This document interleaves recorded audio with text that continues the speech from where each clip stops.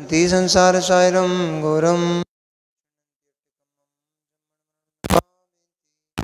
हे नित्यं व्रतमंत्र होम निरता ध्यानाग्निहोत्राकुला षट्कर्मा विरतस्तपोधन धना साधु क्रिया साधिवा शीलप्रावरणा गुणप्यहरणास चंदारकिते ज्योतिका मोक्षद्वारिकपाटिपाटन्मटा पीडन्तु मां साधिवा गुरुवः पान्तु नो नित्यं ज्ञानदर्शनायिका चारित्राणवगम्भीरा मोक्षमार्गोपदेशिका इच्छामि भन्ते आयुर्भक्ति काउसगो कहो तत्सालोच्यम समनान समदंसन समचरितयुत्ताणम पंचवीयचारणम आयरियाणम आयरादि सुदनानुपदेशाणम उवज्जायणम तिरुगुणपारणम सबसावणम निच्कालम अंचेमी पूज्यमी वंदामी नमस्सामि दुःखो कुमखो बोहिलाहो सुगैगमनम समाहिमरणम जनगुण संपत्तियोदमज्जम मोक्षमार्गस्य नेतारं वेत्तारं कर्म भूभृतां ज्ञातारं विश्वतत्त्वानां वन्दे तद्गुणलब्धये वन्दे तद्गुणलब्धये वन्दे तद्गुणलब्धये। नमो अरिहन्ताणं नमो सिद्धाणं नमो आयरियाणं नमो वज्रायाणं नमो लोये सभ्यसाहुणं। पंच परमेष्टि भगवान की, आचार्य भगवंत कुंद कुंद स्वामी की, आचार्य भगवंत श्री उमा स्वामी महाराज की, आचार्य गुरुदेव श्री विशुद्ध सागर जी मुनि महाराज की।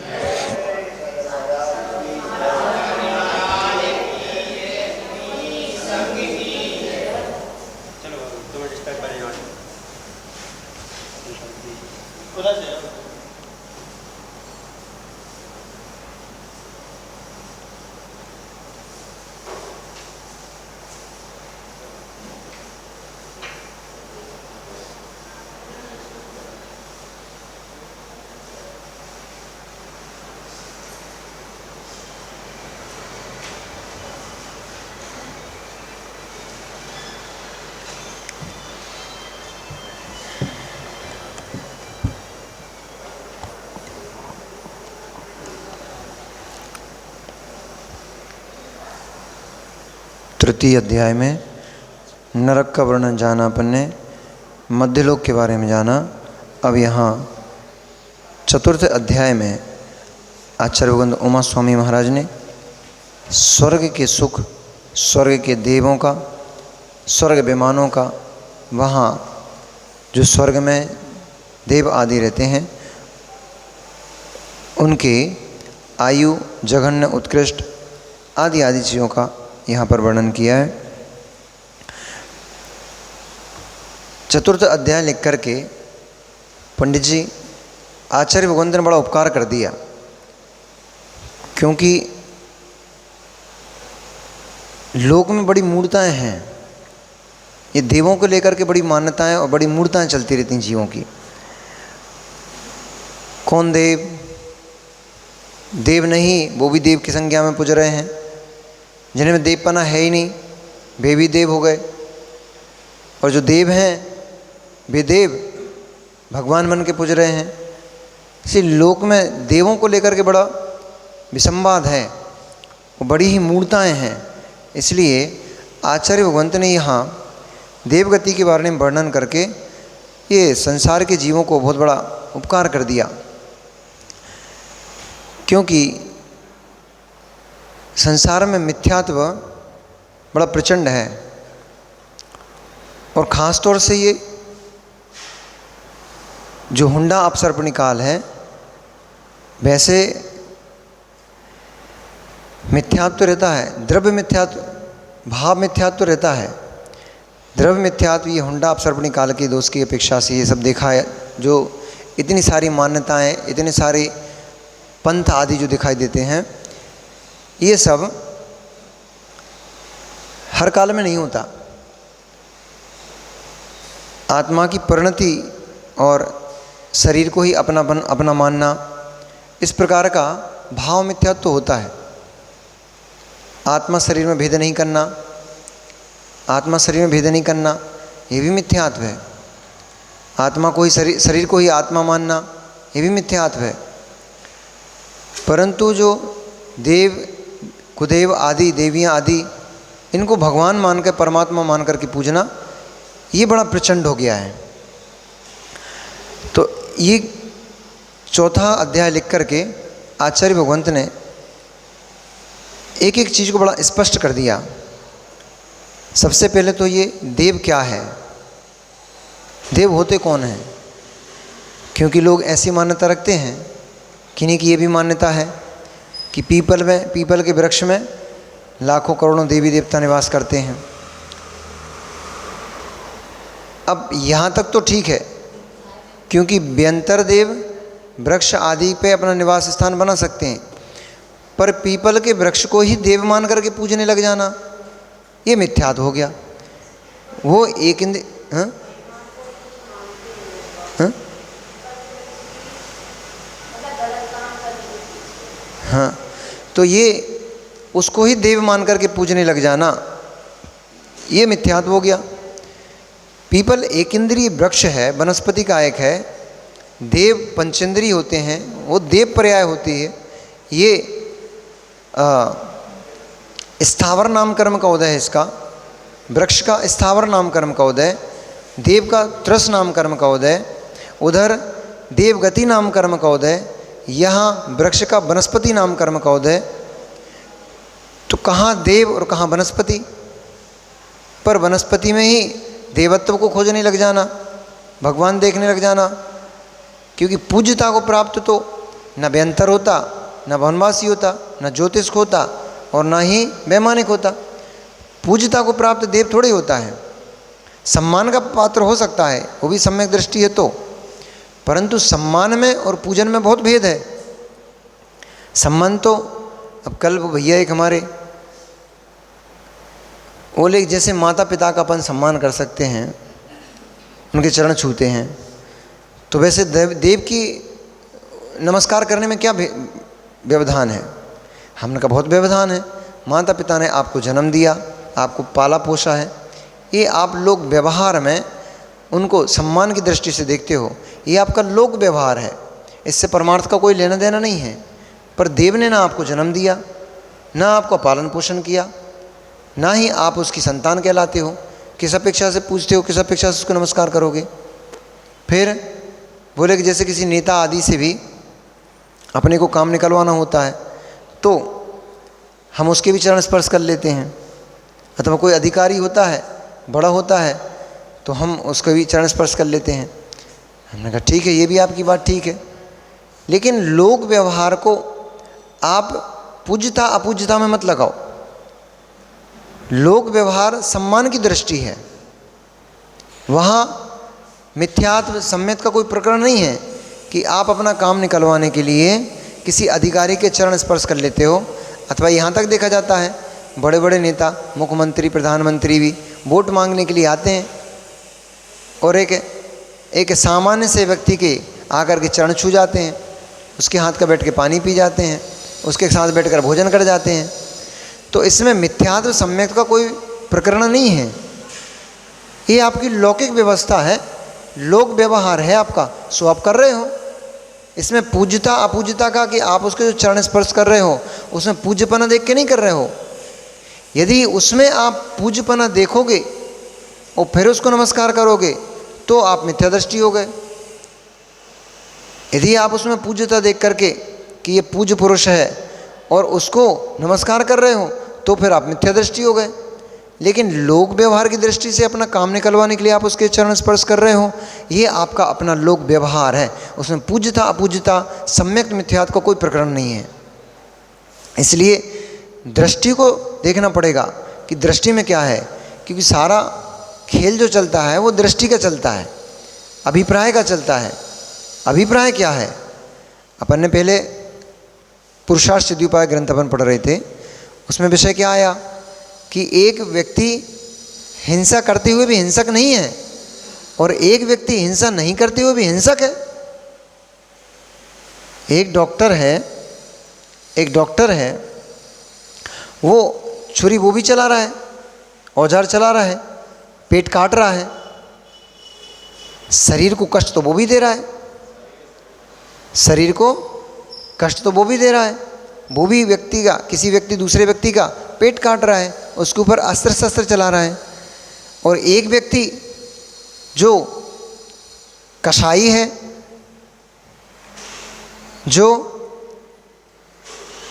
क्रोध से भर के, गुस्से में आकर के अथवा लड़ाई झगड़े से भर करके किसी व्यक्ति के ऊपर चाकू चला रहा है, कार्य तो एक जैसा दिखेगा,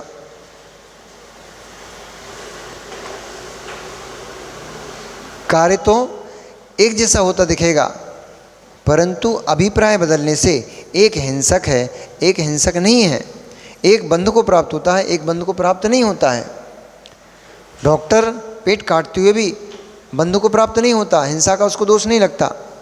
तत्जन्य अन्य जो जीवों का घात होगा वो अलग विषय हो गया। जहाँ पेट पे चाकू चलाने जन्य हिंसा की बात कर रहे हैं, तो उस हिंसा का वह भागीदार नहीं होगा। लेकिन दूसरी तरफ जीव, भैया चंचलता बंद करो, जो करना पहले करा करो।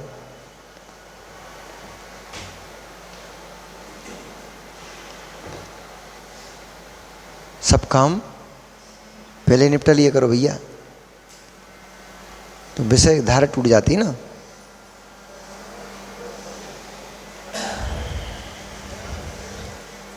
इस प्रकार से देव आदि के विषय में बड़ा विषमवाद है। इसलिए यहाँ पर देव आदि के भेद किए, आचार्यों ने भेद खड़े किए, 4 प्रकार कहे।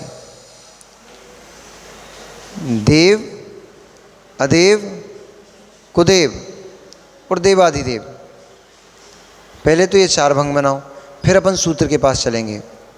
देव, अदेव, कुदेव, देवादिदेव। देव, अब ये जो पहला सूत्र आपको कहेगा, देवास चतुर्निकायाः, ये देव, देवास चतुर्निकायाः, देव 4 निकाय के हैं। 4 निकाय के देव, ये देव हैं। अब 3 और भंग अपन ने बनाए, अदेव, कुदेव, देवादिदेव। उनसे मिलो तो जो देव नहीं हैं फिर भी उनमें देवत्व की मानना करना, ये अदेव हो गए। जैसे अभी अपन ने उदाहरण लिया था पीपल का वृक्ष, वो एक इंद्रिय है, वो देव नहीं है, पर उसको देव मान करके पूजना, उसमें उसकी पूजन करना, तिलक आदि लगाना, माला आदि चढ़ाना उसको, ऐसा भेंट आदि चढ़ाना उसको, ये सब अदेव है। लोक में गाय में देवी देवता भी गाय को पूज्य मानते हैं, गाय में भी देवी देवताओं का निवास मानते हैं। अब ऐसी ऐसी मान्यताएं हैं, तो जीवों की मान्यता नष्ट हो कैसे? क्योंकि जीव जानना चाहता नहीं है, और नहीं जानने के कारण जो चला रहा है, कहाँ होगा योग सागर जी, योग सागर जी कहाँ होगा? देखो आप डिस्टर्ब हो रहे हो, दूसरे को भी कर रहे हो, और फिर हमें भी कर रहे हो।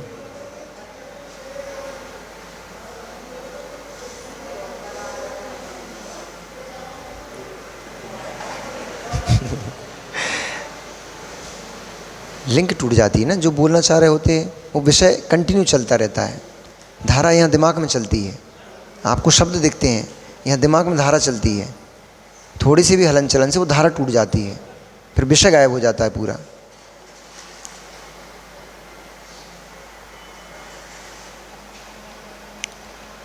कहाँ थे?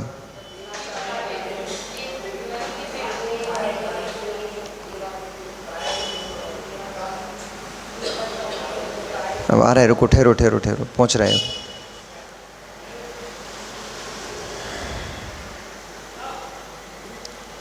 अदेव को समझ रहे हैं। अदेव लोगों की मान्यता अब चल रहे थे कि लोक में लोगों की मान्यता कैसी, उन्होंने कहा गाय में कई करोड़ देवी देवताओं का, 34 करोड़ पैदी, जितने भी कितने करोड़ देवी देवताओं का निवास स्थान मानते हैं। अब कल्पना करके देखो आप कि गाय का शरीर मल मूत्र हड्डी मांस पीप बीभत्स है, अशुचिमय द्रव्यों से बना हुआ है। देव विक्रिया शरीर वाले होते हैं, वे मलमूत्र के शरीर वाले नहीं होते हैं। हमारी और आपकी तरह उनका शरीर हड्डी मांस शरीर और रक्तपीप आदि का नहीं बना होता है। उनका वैक्रियक शरीर होता है, स्फटिक के समान स्वच्छ होता है उनका शरीर। अब ऐसे उत्तम भोग को भोगने वाला, उत्तम शरीर का धारण करने वाला और जिसमें मलमूत्र आदि नहीं होते, ऐसा शरीर को वो स्वयं धारण करता देव, क्या वो मलमूत्र और हड्डी पीप मांस खून आदि के शरीर में निवास करेगा? सोचने की बात है। जिसके पास उत्तम भोग प्राप्त हैं। आप प्रदीप जी आप बताओ, आप अच्छे भवन में निवास करते हो और आपसे हम कहें कि भैया एक काम करो, 15 दिन के लिए आप अपने घर को छोड़ करके और कहीं नाले पे एक टेंट बनाकर, कोई से नाले के किनारे एक टेंट बनाकर घूरे कूड़े के किनारे एक तंबू गाड़ के आप 15 दिन वहाँ पे रहो। वहाँ ना आपको एसी मिलेगा, ना पंखा मिलेगा, ना कूलर मिलेगा। भोजन भी आपको वहीं बैठ के करना है, वो नाले के किनारे पे, और वो भी अपने हाथ से ठोकना खाना पीना है। आपको लगेगा थाली भी नहीं बनी, बना बनाए भोजन नहीं मिलेगा। रहना पसंद करोगे क्या? रहना पसंद करोगे क्या? नहीं करोगे। एक सामान्य सा व्यक्ति जो सामान्य भवन में निवास करता है, एसी कूलर पंखा में जीता है, गाड़ी पे चलता है, उस व्यक्ति को यदि कहा जाए कि तुम नाली के किनारे 15 दिन के लिए एक तंबू गाड़ के वहाँ पे रहो और तुम्हें खाने को भी घर से कुछ भी नहीं आएगा, वहीं बनाना है, वहीं बैठ के खाना है, वहीं सोना है, वहीं जीना है तुम्हें 24 घंटे, तो जी पाएगा क्या? सामान्य सा व्यक्ति नाले के किनारे नहीं जी सकता, तो फिर जो उत्कृष्ट भोगों को भोगने वाला, उत्कृष्ट उपलब्धियों से युक्त है, अणिमा महिमा आदि लब्धियां जिसके पास हैं, अणिमा महिमा आदि विक्रिया आदि रिद्धियां जिसके पास हैं, ऐसा वह उत्कृष्ट देव वह किसी गाय के सड़े हुए मलमूत्र के शरीर में कैसे निवास करता है? तर्क संगत बात नहीं है, समझ में नहीं आती है। इसलिए ये सब बातें मिथ्या मान्यताएं हैं, मिथ्या बातें हैं कि गाय के शरीर में तेरे देवी देवता। गाय माँ के बराबर कही जाती है, लोक में प्रचलित है। अब वो भी इसलिए क्योंकि गाय दूध पिलाती है, तो दूध तो भैंस भी पिलाती है, दूध तो भेड़ भी पिलाती है, बकरी भी पिलाती है। परंतु लोक की मान्यताएं हैं, जो मानना शुरू हो गया सो हो गया। सो ये परंपराएं चली आ रही हैं। गोबर गाय का भी होता है, गोबर मल है, वो गाय का भी होता है, और मल आपका भी होता है, मनुष्य का भी होता है। पर मनुष्य का मल का कोई दिक्कत थोड़ी है। गोबर मनुष्य का भी होता है मल, और मल गाय का भी होता है। दोनों का मल संज्ञा की अपेक्षा से मल है, लेकिन लोक में गोबर से लीपते हुए देखते हैं और उसकी शुद्धि मानते हैं। गोबर से लीप करके घर को शुद्ध करते हैं लोग। ये लोक मान्यता है, ना कि उससे मल पवित्र हो जाएगा। लोक की मान्यता है ये, तो ऐसी मान्यता से ये वास्तव में वो मल पवित्र नहीं हो जाएगा, लोक मान्यता है। अब आपके यहाँ भी शंख होता है, शंख हड्डी है, 2 इंद्रिय जीव का शरीर है, मृत डेड बॉडी है वो। शंख जो होता है वो 2 इंद्रिय जीव, मृत जीव का शरीर है, हड्डी है वो। परंतु पंचकरण की वेदी पर शंख रखा जाता है, और जब भगवान को केवल ज्ञान होता है तो उस शंख को मुंह में रख करके और शंख की ध्वनि करते हैं। हिंदू परंपरा में भी पूजा में शंख का बड़ा महत्व देखा जाता है। जब भी पूजन करते हैं शंख की ध्वनि को शुभ माना गया है। लोक में सभी स्थान पर आपके देवों के यहाँ भी शंख की ध्वनि होती है। भगवान का केवल ज्ञान होता है तब शंख की ध्वनि होती है। कोई शुभ कार्य होता है उस समय शंख की ध्वनि होती है, तो उसको शुभ माना गया। लोक में ऐसी माना गया है, ना कि वह वो हो गया, शुभ हो गया अथवा वह पवित्र हो गया।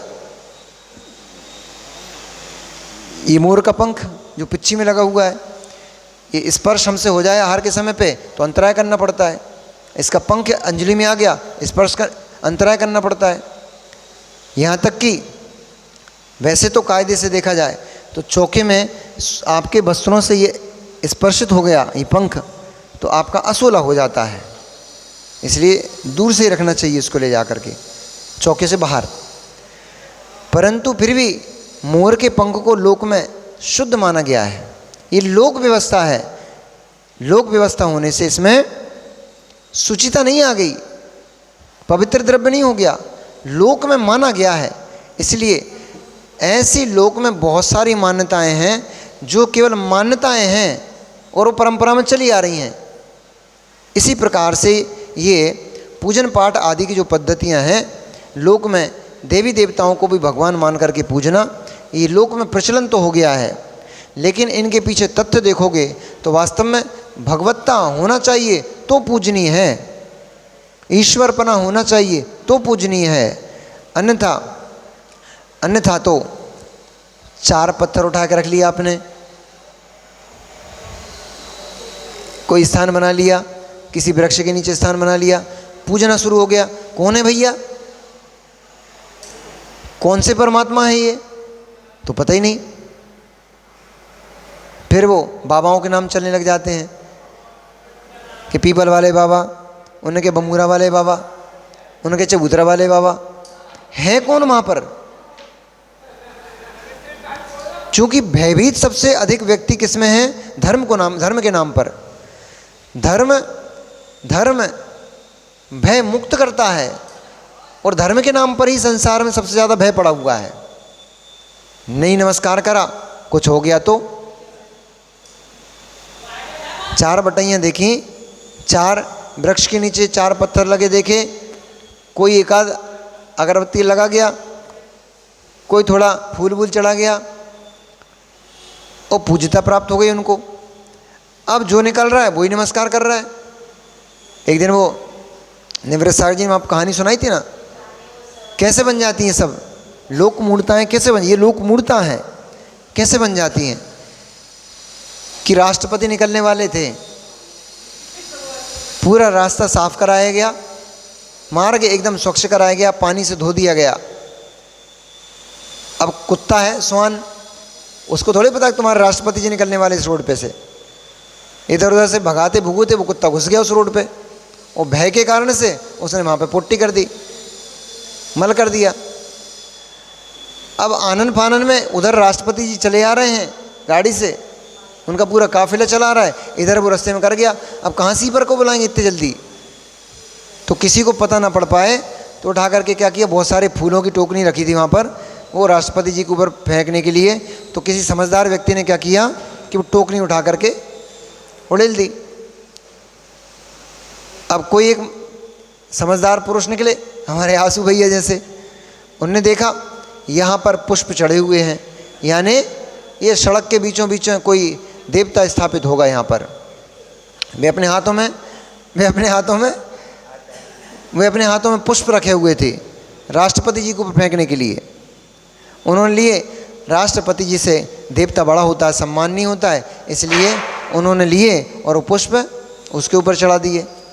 अब आशु भाई को देख करके इनके पीछे 4-5 लोग और आ रहे थे, उनने देखा ये प्रदीप जी चले आ रहे थे, प्रदीप जी ने देखा आशु ने पुष्प चढ़ाए, मतलब यहाँ पर कोई देवता विराजमान होगा, उनने पुष्प चढ़ा दिए। पुष्पों का ढेर लग गया, एक के पीछे लोग आते जा रहे, पुष्प चढ़ा। कौन है भैया यहाँ पर, कौन है? तो पता ही नहीं किसी को कौन सा देवता है, कौन है यहाँ पर। कैसे लोग रूढ़ियाँ बन जाती हैं, रूढ़ियाँ कैसे प्रचलित हो जाती हैं, सो चलती रहती हैं, युगों युगों तक चलती रहती हैं, फिर वो वर्षों चलती रहती हैं। करते करते एक महाशय ये रोहित भाई जैसे आ गए, तो उनने सोचा कि अभी तक तो ये लोग पुष्प ही चढ़ा रहे थे, हम तो चरण भी छुएंगे। और उन्होंने चरण छूने के लिए, देवता के चरणों का बंधन करने के लिए उन्होंने हाथ घुसा दिए, और जैसे ही हाथ घुसाए वो तो हाथ मल में लिप्त हो गए। वो तो कुत्ता का मल पड़ा था वहाँ पे, तो मल में लिप्त हो गए। बाहर हाथ जब गीले लगे, बाहर निकाल के देखा दुर्गंध में हो गए, तो सूंघा, अरे फूल हटा के देखे, अरे यहाँ तो मल पड़ा हुआ था। लेकिन लोगों की मान्यता ने उसे देवता बना दिया, परमात्मा ही बना दिया। था तो मल, था तो मल, लेकिन यही इसी का नाम लोक मूढ़ता है। अज्ञानता में जीव कुछ भी कार्य करता चला जाता है, उसको यही पता नहीं है कि देव हैं कि नहीं है, कि केवल किसी एक सरफिरे आदमी ने कुछ भी क्रिया कर दी, कुछ भी इकट्ठा करके रख दिया, और अब उसने किस अभिप्राय से किया था। अभी हम जैसे आपके इस क्षेत्र में बड़ी मान्यताएं हैं, बिहार झारखंड इस तरफ जब हम शिखर जी गए तो हमने पंडित जी क्या देखा, जगह जगह पे कहीं पे 5 पत्थरों का ढेर लगा, कहीं 7 पत्थरों का ढेर लगा।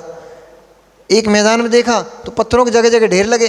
पहाड़ के ऊपर एक पर्वत था, वहाँ पे हमने देखा तो 10-10, 12-12 ऐसे कुछ कुछ पत्थरों के ढेर लगे। हमने किसी से पूछा, हमने कहा भैया ये क्या चक्कर क्या है, ये सब ये जगह जगह पहाड़ के यहाँ मैदान में पहाड़ के ऊपर सब जगह ढेर क्यों लगे। बोले महाराज जी यहाँ की मान्यता है। हमने कहा क्या मान्यता है। बोले जिसको जितना मंजिल भवन बनाना होता है वो यहाँ पर आकर के उतने मंजिल के पत्थर रख जाता है। हाँ, तो हमने बोला ये तो बड़ी अच्छी बात है यार, तुमने रखे का नहीं रखे। बोले नहीं हमने नहीं रखे। हमने कहा रख दो भाई। कहले इन पे विश्वास नहीं, इन सब बातों पे। अब बताओ, ऐसी ऐसी लोगों की मान्यताएं। एक जगह और नहा चल के आ रहे थे वहाँ से, तो वहाँ पे एक कुप्रथा चली आ रही है वर्षों से। वो बता रहे हमारे यहाँ तो दादा परदादा के समय से ये प्रथा चली आ रही। क्या प्रथा चली आ रही, रास्ते में कुआं पड़ता है। कुआं की मान्यता है कि इस कुएं के पानी में जो स्नान करता है उसके सारे रोग दूर हो जाते हैं। और एक प्रथा क्या है वहाँ की, कि वहाँ आपको एक जोड़ कपड़े पहन के जो आओगे, उन कपड़ों को पहन के वहाँ पे आपको नहाना है, और नहाने के बाद वे कपड़े उतार करके वहीं टांग जाना है। अब मालूम है वहाँ लाखों की संख्या में धोतियाँ पड़ी हुई, साड़ियाँ पड़ी हुई हैं, लाखों की संख्या में jeans, T shirt, shirts, pant और लुंगी टॉवल, पता नहीं क्या क्या क्या क्या पड़ा हुआ है, ढेर ढेर के ढेर। हमने बोला, हमने कहा ये ढेर क्यों लगा भैया कपड़ों का। उन्होंने बताया महाराज जी यहाँ की मान्यता ऐसी है कि यहाँ के पानी से कुएं में स्नान करने से ऐसी ऐसी मान्यताएं लोगों की लोक में हैं जिनका कोई औचित्य नहीं।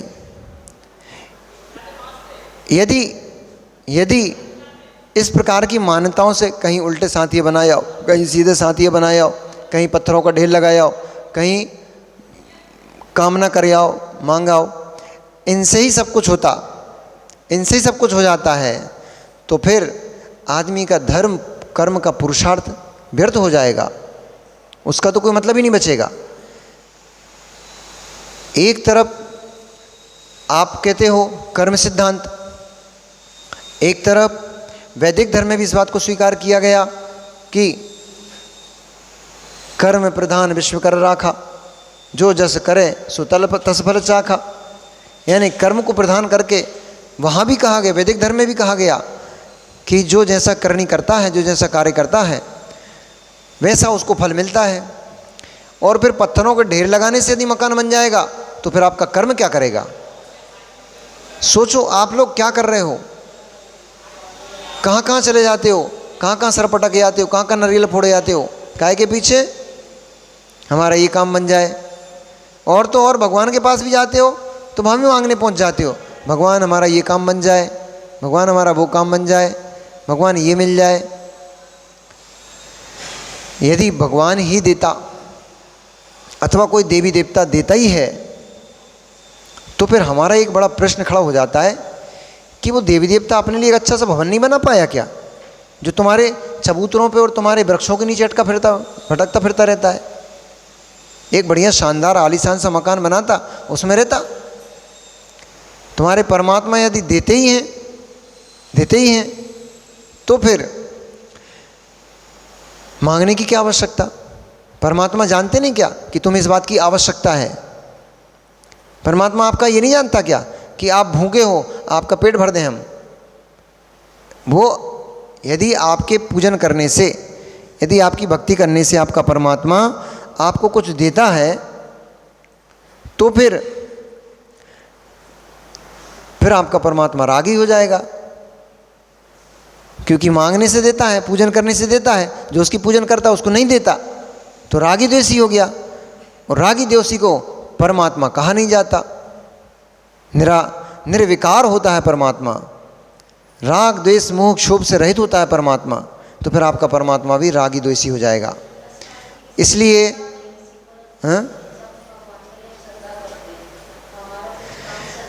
अब ऐसा है कि आपने भक्ति की, भक्ति से आपका कर्म मंद हो गया, जो वो तीव्र कर्म बैठा हुआ था जिससे विघ्न उत्पन्न हो रहा था कार्य में, आपकी भक्ति से वो कर्म मंद पड़ गया।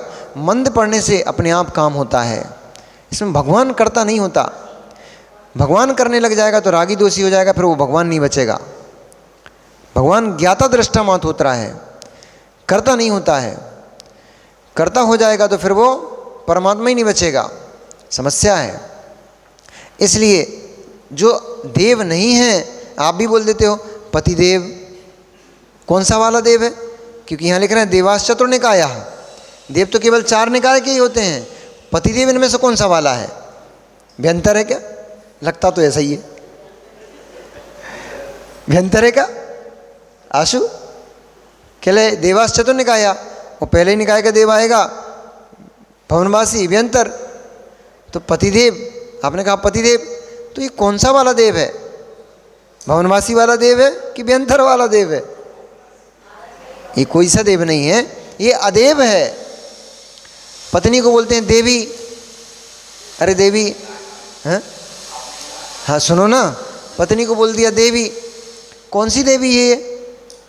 कोई सी देवी नहीं है, ये अदेव में देव की कल्पना है, ये कोई देव देवी नहीं है, उनमें कल्पना कर ली है, संज्ञा मात्र है। इसमें गुण अवगुण का कोई प्रयोजन नहीं होता, ये मात्र संज्ञा है, सूचित करने के लिए, व्यवहार चलाने के लिए ऐसा बोल देते हैं। हमारे पति देव वहाँ गए हैं, उन्होंने कहा हमारी देवी तो वहाँ गई है, तो इस प्रकार से ये संज्ञा मात्र है, ना कि इसमें ये अदेव है। जितने प्रकार के हमने बता दिए। अब और कैसे कैसे देवी देवता पूछते हैं आपके यहाँ? इतना प्रकार का मिथ्यात्व भरा पड़ा है संसार में, क्या बताएं। आप सेठों के यहाँ, बनियों के यहाँ तराजू पूछते हैं, कौन सा देव है, कौन सा परमात्मा है? दुकान की शटरें पूछती हैं, दुकान के चबूतरे पूछते हैं, दुकान में जाकर के अगरबत्ती लगाना, दीपक लगाना, भैया कौन सा देव है ये?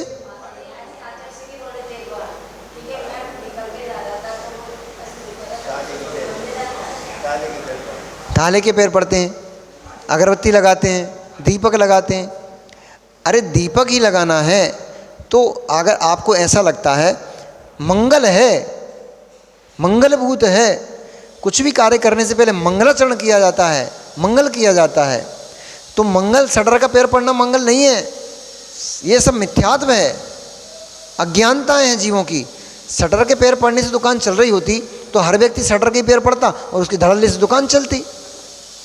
पर ऐसा देखा जाता है कि आपके बाजू वाला, आप कुछ भी नहीं पढ़ते हो तो भी आपकी दुकान ज़बरदस्त चलती है, और बाजू वाला शटर के पैर भी पड़ रहा है, अगरबत्ती भी लगा रहा है, दीपक भी लगा रहा है, नारियल भी फोड़ रहा है, फिर भी ग्राहक ही नहीं जा रहे हैं। तो कहाँ गया तुम्हारा वो शटर देवता? इसलिए ये सब मिथ्या मान्यताएं हैं, कुमान्यताएं हैं, इनमें धर्म नहीं है। मंगल, किसी शुभ कार्य को, अच्छे काम को करने से पहले मंगल किया जाता है। मंगलाचरण के रूप में आप दुकान जैसी आपने खोली, आप 9 बार नमोकार मंत्र का पाठ कर लो, मंगल हो गया। दीपक ही लगाना है आपको तो भगवान जिनेंद्र की अथवा जिनवाणी विराजमान करके रखो, कलश विराजमान करके रखो, यंत्र विराजमान करके रखो। यंत्र विराजमान करोगे तो फिर उनका अभिषेक करना पड़ेगा, ये ध्यान रखना। यंत्र यदि विराजमान करोगे तो फिर प्रतिदिन उनका अभिषेक और पूजन करना पड़ेगा, सोले में, शुद्ध वस्त्रों में। तो यंत्र विराजमान करके रखो, वहाँ पर उनका अभिषेक करो, पूजन करो, ये मंगलभूत है, ये तो चल जाएगा। ये तो कलश रखो ना, कलश क्योंकि अरहंत भगवान का प्रतीक होता है, केवली भगवान का प्रतीक होता है, इसलिए प्रतीक स्वरूप में उस कलश को आप वहाँ रख करके और वहाँ जाकर के उस स्थान पर जहाँ कलश, जिनवाणी आदि आदि विराजमान है, जिनवाणी की आरती उतार लो आप और दीपक लगा लो। मंगल करना है ना आपको, तो ये मंगलाचरण हो गया आपका, मंगलभूत हो गया आपके लिए, ना कि किसी शटर का पैर पड़ना, किसी शटर में अगरबत्ती लगाना, तो कहीं चबूतरों के पैर पड़ना। वो शटर खोल के होता ना, जैसे जो पहले एक वो बनी रहती है शटर जैसी खोला, दुकान की पहली वो टिप्टी बनी होती है ना, उसके पैर पड़ते हैं। तो चबूतरों के पैर पड़ने से धर्म नहीं होता ना, चबूतरों के पैर में मंगल होता है। मंगल परमात्मा का स्मरण रूप मंगल होता है, भगवान का स्मरण करो, ये मंगलभूत होता है। इसलिए सर जितनी भी मान्यताएं कुमान्यताएं होती हैं, अब एक प्रश्न इसमें बीच में घुस जाता है। ये एक दो अम्मा मुस्कुरा रही हैं, तो हम इनके मन की बात समझ गए कि मंदिर में प्रवेश करते हुए बहुत सारे लोग वो मंदिर की देहरी के पैर पड़ते हैं। पंडित जी सही है कि गलत है, बताओ? मंदिर में प्रवेश करते हैं लोग तो मंदिर की देहरी के पैर पड़ते हैं, ये ठीक है कि गलत है? ये अम्मा बताइए, ये ज़्यादा समझदार है, बताओ। आपने ये आगे वाली बताओ अम्मा। मंदिर में जब आप प्रवेश करते हो तो बहुत सारे लोग मंदिर की देहरी के पैर पड़ते हैं, ये ठीक है कि गलत है? हैं? हम नहीं पूछ रहे हैं, हम तो ये पूछ रहे हैं पैर पड़ते हैं वो ठीक है कि गलत है?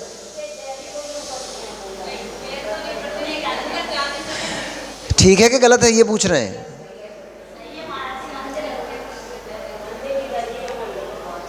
अज्ञानी लोगों को इतना भी भरोसा नहीं, इतना भी ज्ञान नहीं है।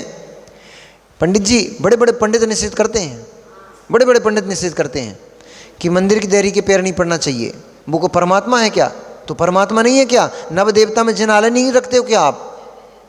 जिन चैत्यालय जिन चैत्यालय नव देवताओं में आपने चैत्यालय को एक देव बना के रखा है और उसके पैर पड़ लिए तो पाप कर लिया क्या?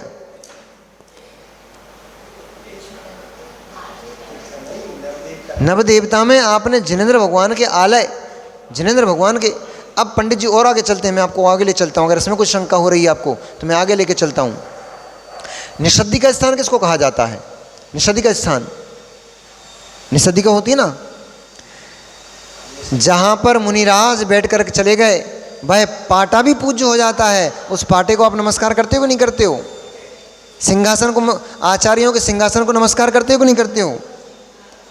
जिस कमरे में समाधि होती है वह कमरा निषद्दी का स्थान कहलाने लगता है। उस कमरे में पूज्यता हो जाती है, क्योंकि वहाँ पर नहीं तो फिर हमारा प्रश्न है शिखर जी को पूजने क्यों जाते हो? नहीं तो फिर हमारा प्रश्न है गिरनार को पूजने क्यों जाते हो? पर्वत है, एक इंद्रिय जीव है। जैसी मिट्टी तुम्हारी वैसी मिट्टी वहाँ, जैसे तुम्हारा पहाड़ वैसा पहाड़ वो। तुम शिखर जी, गिरनार जी आदि आदि स्थानों को पूजने क्यों जाते हो?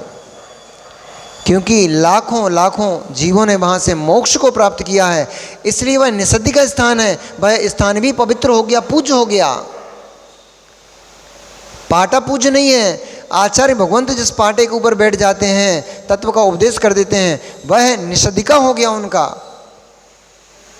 वह पाटा भी पूज्य हो गया। तुम्हारा शरीर पूज्य है क्या? मल मूत्र का पिंड है, ये पूज्य है क्या? पूज रहा है कि नहीं पूज रहा? अष्टद्रव्य से जैसी भगवान की पूजन होती है, वैसे ही आप लोग मुनिराज की पूजन कर रहे हो। शरीर में है क्या? मल मूत्र, हड्डी, खून, पीप, इसके अलावा क्या भरा है इसमें? पर फिर भी पूज रहा है। क्यों? क्योंकि इसके अंदर जो आत्मा बैठी है वह आत्मा रत्नत्रय से युक्त है। इसलिए उस रत्नत्रय से युक्त आत्मा के गुणों की पूजन है, देह की पूजन नहीं है। परंतु गुणों को कैसे पूजोगे? इसलिए देह पूजती है। ऐसे इसमें बड़े विकल्प नहीं है, बड़े विकल्प चलते हैं लोगों को, बड़े बड़े विद्वानों को विकल्प है। उनने कही मिथ्या दृष्टि लोग हैं, भगवान वो मंदिर की देहरों को पाँव पड़ते हैं। कौन सा परमात्मा है? मंदिर है ना, नव देवताओं में नौवा देवता है आपका जिन चैत्यालय। नहीं तो फिर जिन चैत्यालय की पूजन करते कैसे हो तुम? जिन चैत्यालय का बहुमान सम्मान कैसे करोगे? इसलिए ज्ञान करना चाहिए, चौतरफा बुद्धि को दौड़ाना चाहिए, तब मुंह खोलना चाहिए। ऐसे नहीं कुछ भी बस मुंह में आया उगल दिया। आपके एक छोटे से शब्द से आप प्रतिष्ठित व्यक्ति हो। आप मतलब कोई भी जो विद्वान होता है अथवा मुनि महाराज होते हैं, प्रतिष्ठित व्यक्ति कहलाते हो। लोग आपकी बात को स्वीकारते हैं, तो आपका कर्तव्य बनता है कि आपको ऐसे शब्द बोलना चाहिए जो जिन आगम के किंचित भी विपरीत ना हो। नहीं आता यदि आपको इस विषय में, मौन रहो अथवा बोल दो इस विषय में हमारा ज्ञान न्यून है, इस विषय को हम अच्छे से नहीं समझा पाएंगे। बोलने में कोई हानि नहीं है।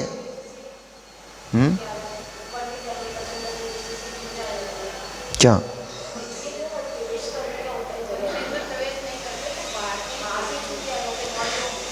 तो भी कोई दिक्कत नहीं है, कम से कम उतनी देर उसके परिणामों में भगवान जिनेंद्र के दर्शन की विशुद्धि, तो विशुद्ध परिणामों की संचार तो हुआ, विशुद्धि तो बनी उतनी देर के लिए उसकी, कोई विकल्प नहीं।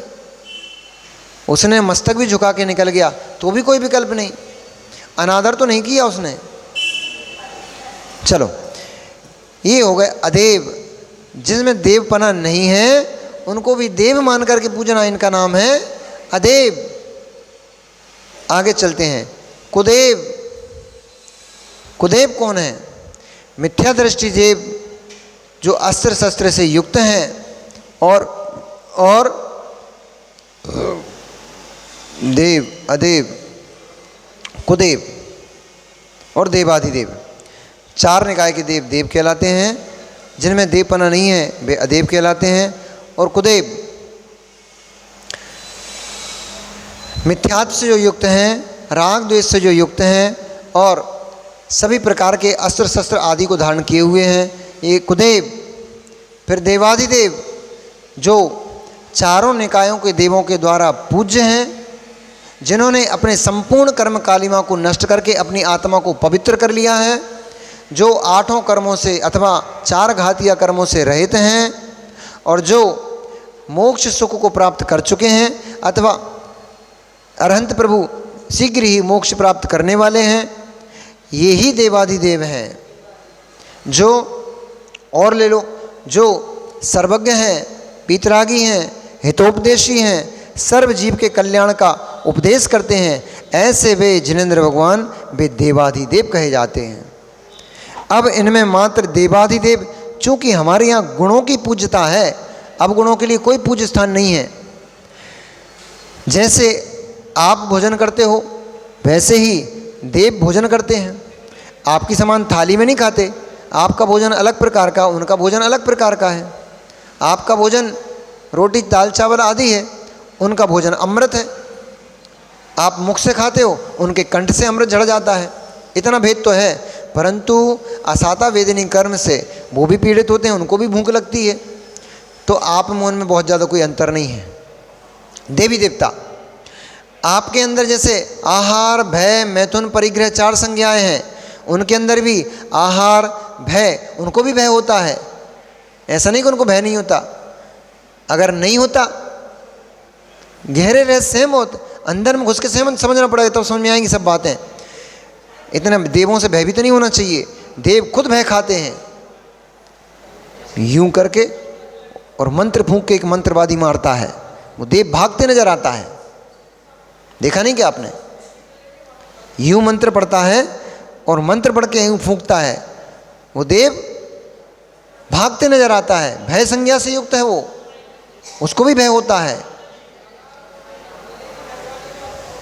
अभी मिथ्या दृष्टि और सम्यक दृष्टि के वो नहीं है, प्रकरण नहीं है, अभी प्रकरण देवों का है। तो आहार, भय, मैथुन, जैसे अब्रह्म सेवन का भाव आपके अंदर उत्पन्न होता है, वैसे ही अब्रह्म के सेवन का भाव उसके अंदर भी उत्पन्न होता है।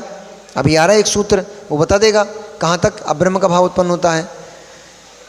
और परिग्रह, जैसा परिग्रह संज्ञा आपके अंदर है, दुकान ले लें, मकान ले लें, ज़मीन ले लें, जायदाद ले लें, सोना चांदी, ऐसे उनका भी होता है। उनके अंदर भी, उनके पास भी जितना वैभव है, दूसरे बड़े देवों को देख करके उनका मन भी करता है, इसके पास बहुत सारा वैभव है, मेरे पास तो थोड़ा सा वैभव, मुझे भी इतना सारा मिलना चाहिए था। परिग्रह संचय का भाव उनके अंदर भी उत्पन्न होता है। अब ऐसा क्या है, फिर आप आपस में एक दूसरे की पूजन करने लगे अस्त्र तरफ से। जब किसी देवी देवता की आप पूजन करने पहुंच गए, तो फिर आप आपस में एक दूसरे की पूजन क्यों नहीं कर लेते? क्या देख के पूजन कर रहे हो? जो आहार, भय, मैथुन चार संज्ञा परिग्रह आपके अंदर काम कर रही हैं, वे ही पूरी की पूरी संज्ञा उसके अंदर काम कर रही हैं। जो असंयम आपके अंदर भरा पड़ा है, वो असंयम उसके अंदर भरा पड़ा है, तो फिर किस बात का पूज्य है वो? इसलिए पूज्यता किस बात की है? देवता में पूज्यता नहीं होती, देवादि देवता में पूज्यता होती है, क्योंकि उनकी सारी संज्ञाएं, आहार भी नष्ट हो चुका है, व्यवहार भय में नष्ट हो चुका है, मैथुन संज्ञा नष्ट हो चुकी है, परिग्रह संज्ञा नष्ट हो चुकी हैं, कषाय नष्ट हो चुकी हैं, पाप प्रवृत्तियां नष्ट हो चुकी हैं। उन्होंने सब जितनी भी अशुभ शुभ प्रकृतियाँ थी, सबको नष्ट कर डाला। वे परमात्मा सिद्ध भगवान, अनंत भगवान, वे पूज्यता को प्राप्त हैं क्योंकि उनके पास गुण हैं, इसलिए उनको पूजते हैं। मुनिराजों को आप क्यों पूजते हो? लोक में जैसी मुनिराजों की पूजन होती है वैसी जगत में किसी की पूजन नहीं होती है। दिगंबर मुनियों की जैसी पूजन होती है लोक में, यहाँ पर परमात्मा की और मुनियों की एक जैसी पूजन होती है। परमात्मा का और मुनियों का एक जैसा बहुमान होता है। ये मुनिराजों को सोचना चाहिए। कुछ भी करने से पहले अपनी पूज्यता को देखना चाहिए कि ये सामान्य पब्लिक, ये श्रावक श्राविका हमें भगवान मान करके अष्ट तरफ से पूछते हैं, ये हमारे चरणों को पखाड़ते हैं, लाइन लगा के दर्शन का इंतजार करते हैं। ये मुनिराजों को सामायिक में सोचना चाहिए बैठ करके। यथावत वो कुछ भी बोलने कुछ भी करने लग जाते हैं, यही पता नहीं हम कौन हैं। तो इस प्रकार से देवी देवता पूज्यता को प्राप्त नहीं होते क्योंकि वे तो परिग्रही आदि होते ही हैं, उनके अंदर कोई भी गुण नहीं है, इसलिए वे पूज्यता को प्राप्त नहीं हो सकते। पुण्य है मात्र। तो पुण्य तो अंबानी के पास भी है, पुण्य तो वारेन बफेट के पास भी है, और भी अब नए नए कोई आ गए होंगे करोड़पति। हमारे ज़माने में तो ये दो ही थे, तो अब कोई नया करोड़पति हो गया होगा। तो पुण्य है, अदानी हो गया होगा। तो पुण्य है, तो पुण्य से यदि पूज्यता मिलती है तो फिर ये भी पूज्य हो गए। पुण्य से पूज्यता नहीं मिलती है, चारित्र से पूज्यता मिलती है, गुणों से पूज्यता मिलती है।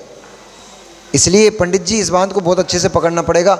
हमारे यहाँ भले ही कितना बड़ा पूरे अनुयोगों का ज्ञान कर लिया उस विद्वान ने, तब भी विद्वान की पूजन नहीं होती है। मुनिराज को कुछ भी ज्ञान नहीं है, मात्र दिगंबर भेष लेकर के माला फेरते रहते हैं, तब भी अष्टद्रव से पूजा होती है। क्योंकि हमारे यहाँ ज्ञान की पूजन नहीं है, चारित्र की पूजन है, संयम की पूजन है, गुणों की पूजन है। इसलिए ये भेद जानना चाहिए, क्योंकि भेद नहीं जानता है जीव, इसलिए कहीं भी कुछ भी करने पहुंच जाता है और मिथ्यात्व कर्म का बंद करके संसार में भटकता रहता है। अब चलते हैं, फटाफट निपटाना पड़ेगा। देवास चतुर्निकायाः, देव 4 निकाय के होते हैं। कौन कौन से होते हैं? भवनवासी, व्यंतर, ज्योतिषी, वैमानिक।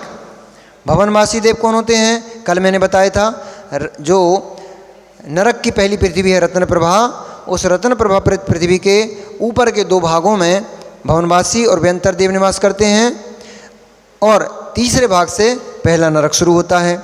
व्यंतर देव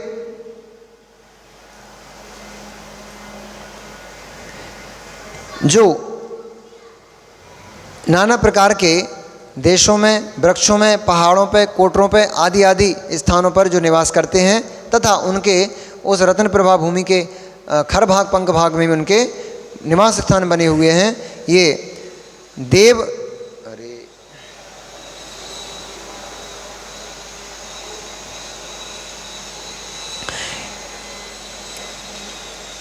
ये व्यंतर देव, ज्योतिष देव, सूर्य, चंद्र, नक्षत्र, तारे आदि जो हैं, ये ज्योतिष देव कहलाते हैं। वैमानिक पहले स्वर्ग से लेकर के और अंतिम अनुत्तर विमान तक ये वैमानिक देव कहलाते हैं। देव 4 ही प्रकार के, 4 ही निकाय के होते हैं। 5वें निकाय का कोई देव होते ही नहीं।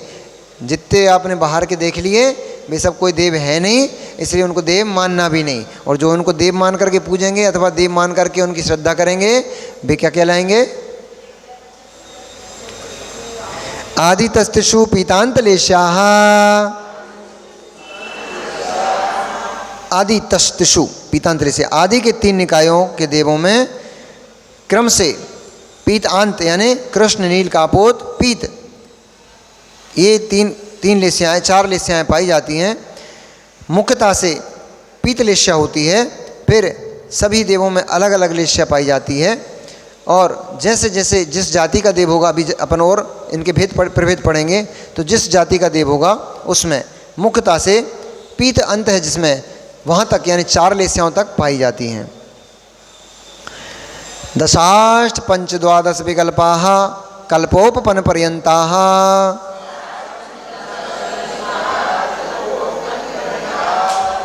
कल्पोपन पर्यंत देव क्रमशः 10, 8, 5, 12 भेद वाले हैं।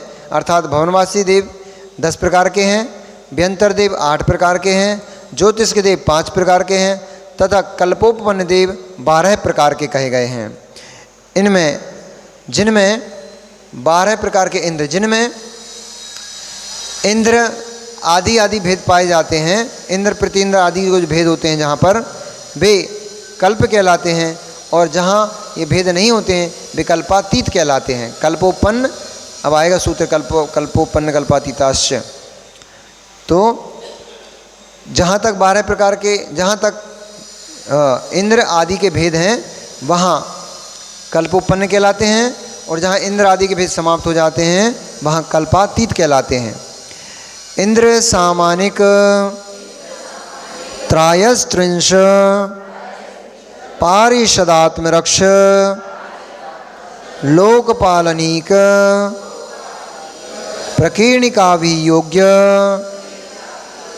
किलविषिकाश्चैक्षः। इंद्र सामानिक त्रायस्त्रिंश पारिषदात्मरक्ष लोकपालनीक प्रकीर्णिकाभियोग्य किलविषिकाश्चैक्षः।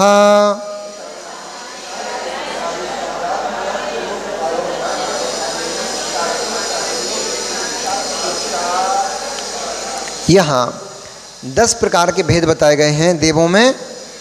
इंद्र सामानिक त्रायस्त्रिंश पारिषद आत्मरक्ष लोकपाल अनीक प्रकीर्णक अभियोग्य किलविष, ये 10 प्रकार के देवों के भेद कहे गए हैं। 4 निकाय के देव हैं, उन 4 निकायों में ये 10 प्रकार के भेद पाए जाते हैं। कैसे?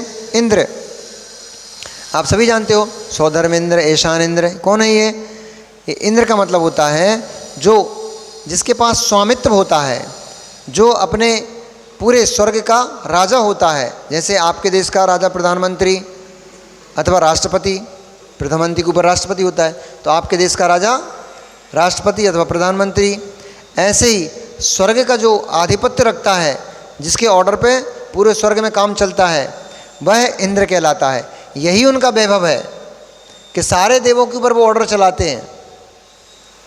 दूसरे होते हैं सामानिक। सामानिक जो जीव होते हैं, जो देव होते हैं, इस सामानिक जाति के देवों को वैभव इंद्र के समान ही होता है, परंतु इनका ऑर्डर नहीं चलता है। जैसे राजा का पिता, राजा का पिता वैभव पूरा है उसके पास, राजा का पूरा वैभव उसका अपना है, परंतु ऑर्डर राजा का चलेगा, सिग्नेचर राजा का होगा। ऐसे ही जो इंद्र होता है और सामानिक होता है, सामानिक इंद्र के ही समान होते हैं, परंतु आज्ञा आदि उनका नहीं चलता है। और ये घर के जैसे बड़े सदस्य होते हैं, मुखिया होते हैं, वैसे ये सामानिक जाति के देव होते हैं इंद्र परिवार में। त्रायस्त्रिंश, जो जैसे आपकी सभा होती है, उस सभा में मंत्री हो गया, मंत्री, ऐसे ही मंत्री परिषद, मुखिया हो गया कौन? प्रधानमंत्री, फिर उसकी सभा का मंत्री परिषद, मंत्रिमंडल। तो ऐसे ही ये जो त्रायस्त्रिंश होते हैं ये मंत्री परिषद होते हैं। तो वहाँ पे भी मंत्री परिषद होता है सौधर्म इंद्र का, तभी तो सौधर्म सभा जब लगती है तो सारे जो मंत्री देव होते हैं उनके वो बैठते हैं। हालांकि उनको कुछ करने वरने की आवश्यकता नहीं पड़ती, ये वैभव है उनके पास। ये 33 संख्या होती है इनकी, इसलिए इनका नाम त्रायस्त्रिंश है। पारिषद, इंद्र सभा के जो सामान्य सदस्य होते हैं, जैसे लोकसभा आदि लगती है तो सामान्य सदस्य भी होते हैं, उसमें कुछ मुख्य सदस्य भी होते हैं। तो त्रायस्त्रिंश से मुख्य सदस्य हो गए विशेष पदाधिकारी, और जो पारिषद होते हैं ये सभासद, सामान्य लोग। फिर आत्मरक्ष, जैसे बॉडीगार्ड, अंगरक्षक के समान जो इंद्र के होते हैं वे कहलाते हैं, नहीं पंखा चलाने वाले नहीं, ये अंगरक्षक हैं, बॉडीगार्ड। ये इंद्र के चारों ओर चलते हैं। जब इंद्र गमन करेगा उसके आगे पीछे ये पारिषद, ये आत्मरक्षक देव चलते हैं। हालांकि कौन सी जेड सिक्योरिटी हालांकि इंद्र को आवश्यकता नहीं, इंद्र को कौन मारेगा? पहली बात तो इंद्रों का, देवों का घात होता नहीं, असमय मृत्यु होती नहीं उनकी, पूर्ण करके ही मरते हैं। दूसरी बात कि देवों के ऊपर कोई प्रहार नहीं कर सकता, मतलब उनको कोई मार नहीं सकता। फिर भी केवल एक प्रदर्शन है, ये वैभव है, और आपके यहाँ जो नीचे की व्यवस्था है ना, ये पूरी वहीं की चलती है, स्वर्गों वाली व्यवस्था, कि जो मुखिया रहेगा देश का, उसकी जेड सिक्योरिटी रहेगी, तो प्रधान मुख्यमंत्री की ऐसी सिक्योरिटी रहेगी, तो ऐसा निवास स्थान रहेगा अलग। जो मुख्यमंत्री का निवास अथवा प्रधानमंत्री का निवास स्थान होता है, कहीं गांव के कोने पे नहीं मिलेगा, नगर के, पूरे नगर के बीचों बीच बना होगा, चारों ओर से सुरक्षित। ऐसे ही जो सौधर्मेंद्र का भवन होता है, वो सारे नगर, स्वर्ग के जो नगरियां हैं, उन नगरियों के बीच में बीचों बना होता है, सब तरफ नहीं होता, कोई कोने में नहीं पड़ा रहता सौधर्मेंद्र, कोने में अपने व्हाइट हाउस में बैठा हुआ है। उनकी भी पूरी व्यवस्था वैसी ही रहती है। अंगरक्षक फिर होते हैं लोकपाल, ये कोतवाल के समान, जैसे राजा के दुर्ग की रक्षा करने वाले कोतवाल होते हैं, सैनिक होते हैं, गेटकीपर, तो ये गेटकीपर के समान होते हैं। लोकपाल संज्ञा है इनकी, ये भी देव हैं। अब देखो देव देव में भेद खड़ा हो गया कितना सारा। आप सामान से बोलते हो हम तो स्वर्ग चले गए, देव बन जाएंगे। महाराज तुम भी देव बनोगे, हम भी देव बनेंगे, हम अणुव्रती हैं, तुम महाव्रती, इतना तप करते हो, सब कुछ करते हो, क्या मिलेगा? तुम्हें भी देव बनना, हमें भी देव बनना। अरे इतने भेद खड़े हैं देवों के, ऐसा थोड़े ही कि जो महाव्रती है वो भी देव बन जाएगा तुम्हारे जैसे, और तुम भी देव बन जाओगे, एक दूसरे एक जैसे, दोनों एक जैसे बन जाओगे। भेद खड़े हैं इतने 10 प्रकार के। जो महाव्रती बनेगा वो इंद्र बनता है, सामानिक बनता है, ऐसा देव बनेगा, ऊपर में जाति का देव बनेगा।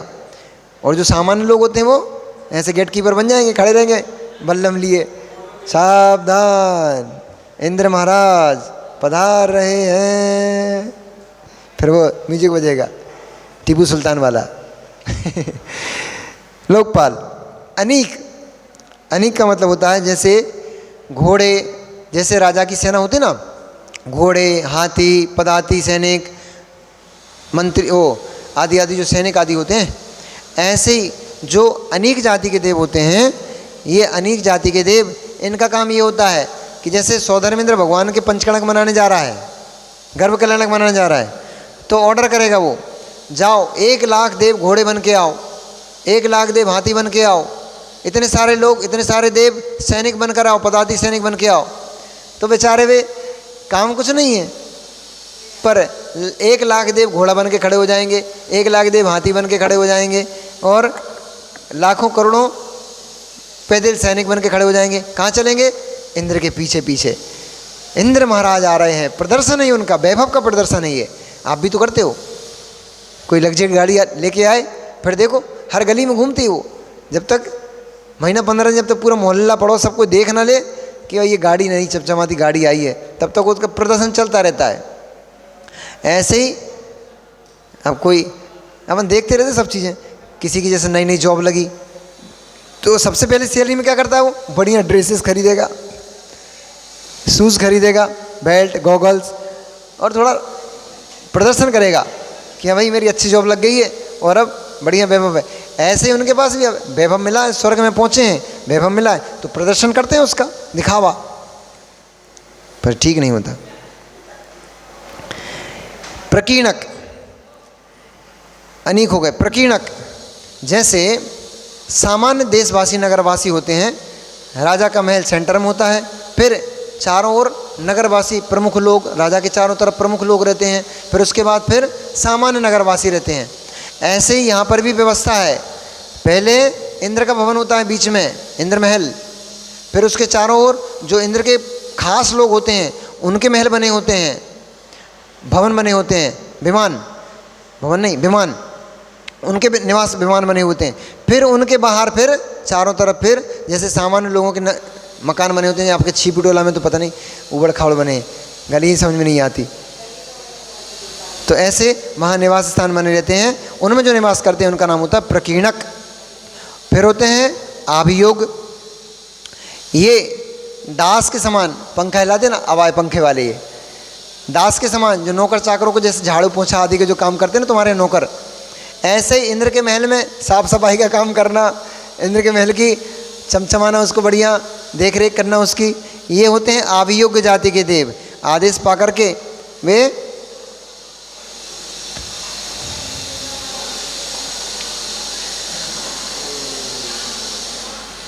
अच्छा, अनीक जो होते हैं ये सेना के समान होते हैं।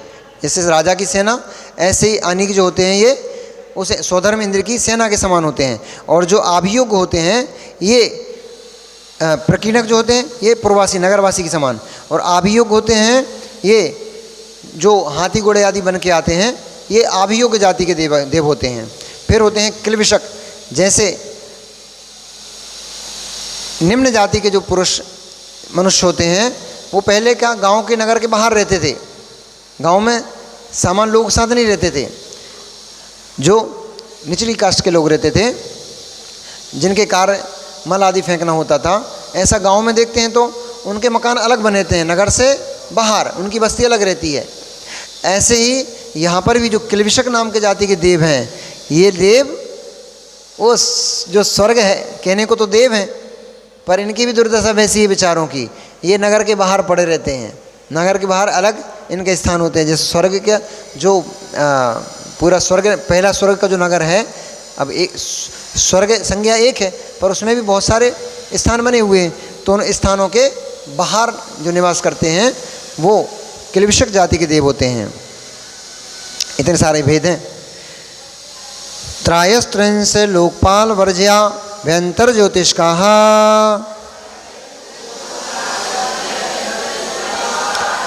व्यंतर और ज्योतिष के देवों में त्रायस्त्रिंश नहीं होते। त्रायस्त्रिंश कौन थे? मंत्री पुरोहित आदि जो होते ना, मंत्री आदि, वो नहीं होते। लोकपाल नहीं होते, यानी दुर्ग की रक्षा करने वाले गार्ड, वो नहीं होते हैं। पुलिस विभाग हैं।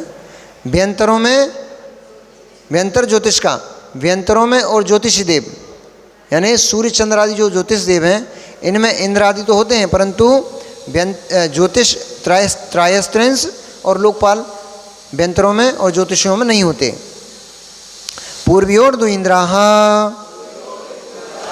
पूर्व यानी पहले के दो निकायों में, पूर्वयोर दो इंद्राः, पूर्व के दो निकायों में अर्थात व्यंतर में और ज्योतिषी देवों में दो दो इंद्र होते हैं।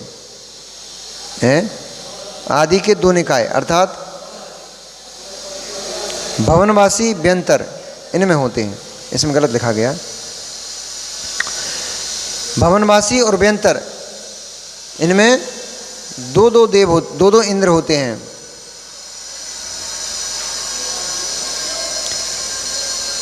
अब सुनो, काय प्रविचारा आयशानात,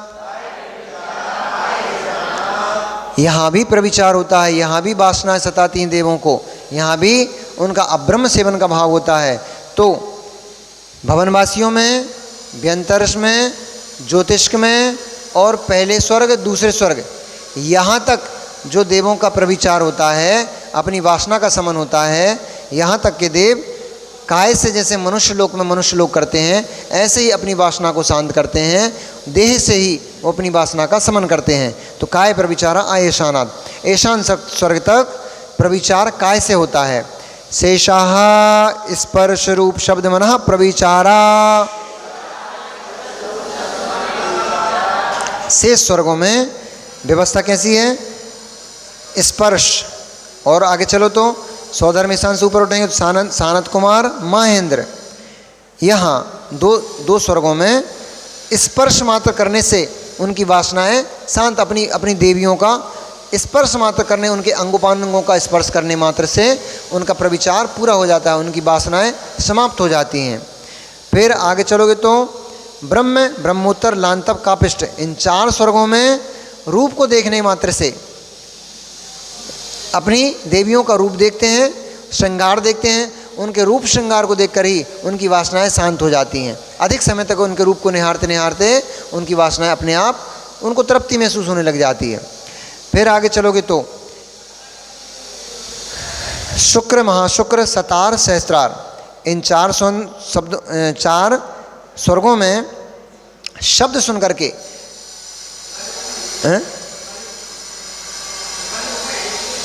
क्या बोल रहे है ना? शेषा स्पर्श रूप शब्द मनः प्रविचारा। हाँ, शब्द, अरे व्याख्या हम कर रहे हैं, उसमें सूत्र दिया है।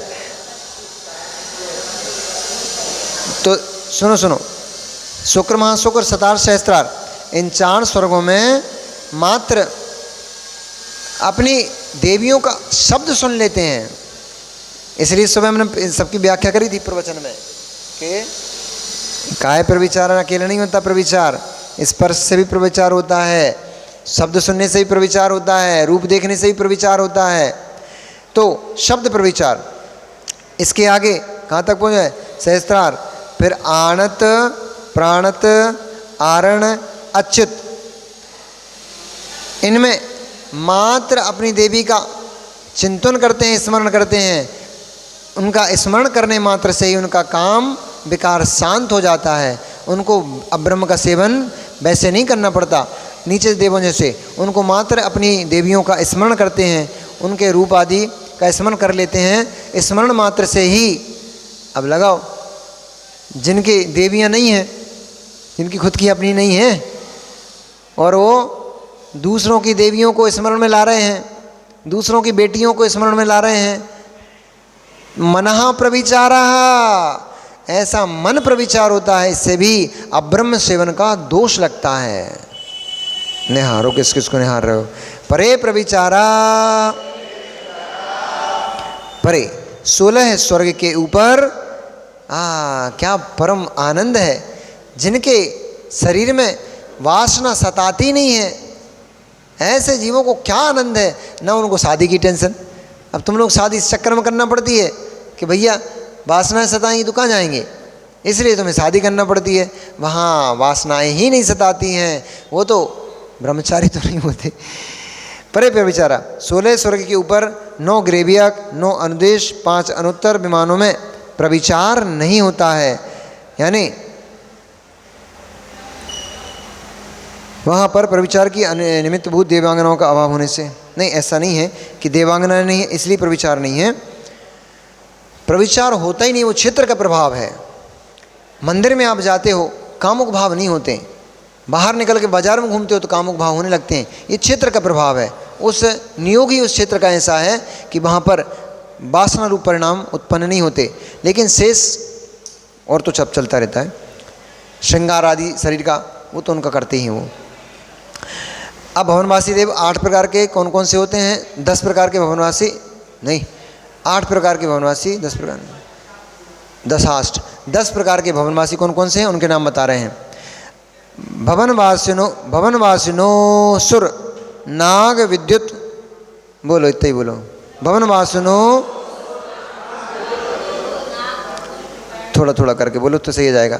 भवनवासिनो सुर नाग विद्युत सुपर्णाग्नि बातस्तनुतधि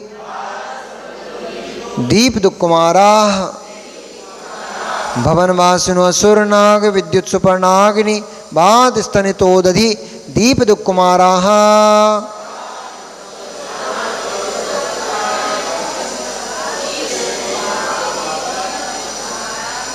भवनवासी देवों के नाम बता रहे हैं अब यहाँ पर। असुर कुमार, नाग कुमार। असुर कुमार नाम आपने कहाँ सुना बताओ, फिर हम आपको याद दिलाते हैं। नहीं, अपने जब राम कथा कर रहे थे उसमें कहीं सुना था आपने असुर कुमार? शांति विधान का नहीं बोल रहे अम्मा, राम कथा में कहाँ सुना था असुर कुमार? आए थे एक जगह, जल्दी बताओ फिर हम बताते नहीं तो।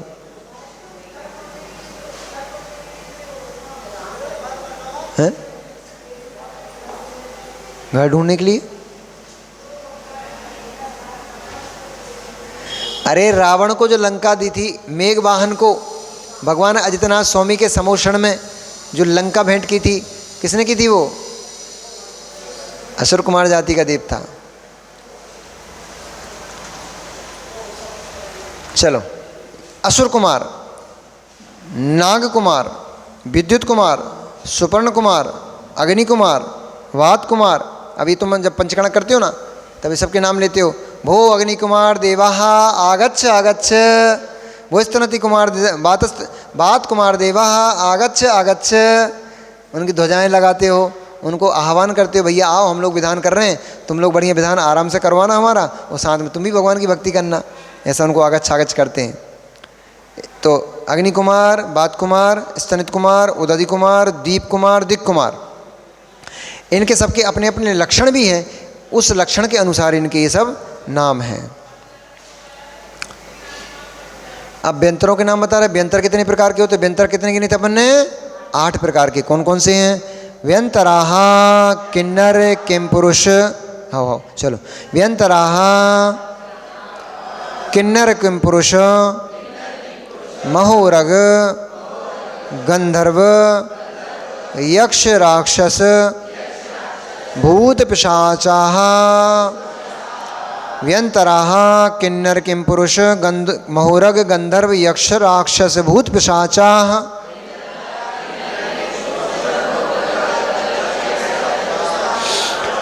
ये व्यंतर देवों के 8 भेद कहे गए हैं। किन्नर किमपुरुष, महोरग, गंधर्व, यक्ष राक्षस, भूत पिशाच। जो चिल्लाते रहते हो ना, अरे उनको भूत लग गए, भूत लग गए। भूत कौन? ऐसे बिना शरीर की आत्मा नहीं घूमती रहती, बोले भूत घूमते रहते हैं। वो असमय में उसकी मृत्यु हो गई तो वो भूत बन गया, तो भटक रही है आत्मा। ऐसे आत्मा नहीं भटकती। एकम दो तीन पहले पढ़ चुके हो आप। एकम दो तीन वाहन हार कहा। एक समय, 2 समय, 3 समय तक आत्मा बिना शरीर के रह सकती है। चौथे समय में नियम से उसको शरीर ग्रहण करना ही पड़ता है। अब जो व्यंतर होते हैं वो देव होते हैं, व्यंतर देव। वे घूमते रहते हैं, आपके यहाँ नगरों में भी घूमते रहते हैं, यहाँ भी हो सकता है। तुम्हारे उसमें तो है, हाँ मंदिर में, पुराने मंदिर में तो था, पुराने मंदिर में। अच्छा बढ़िया वाला था तुम्हारे यहाँ, अब तो पता नहीं।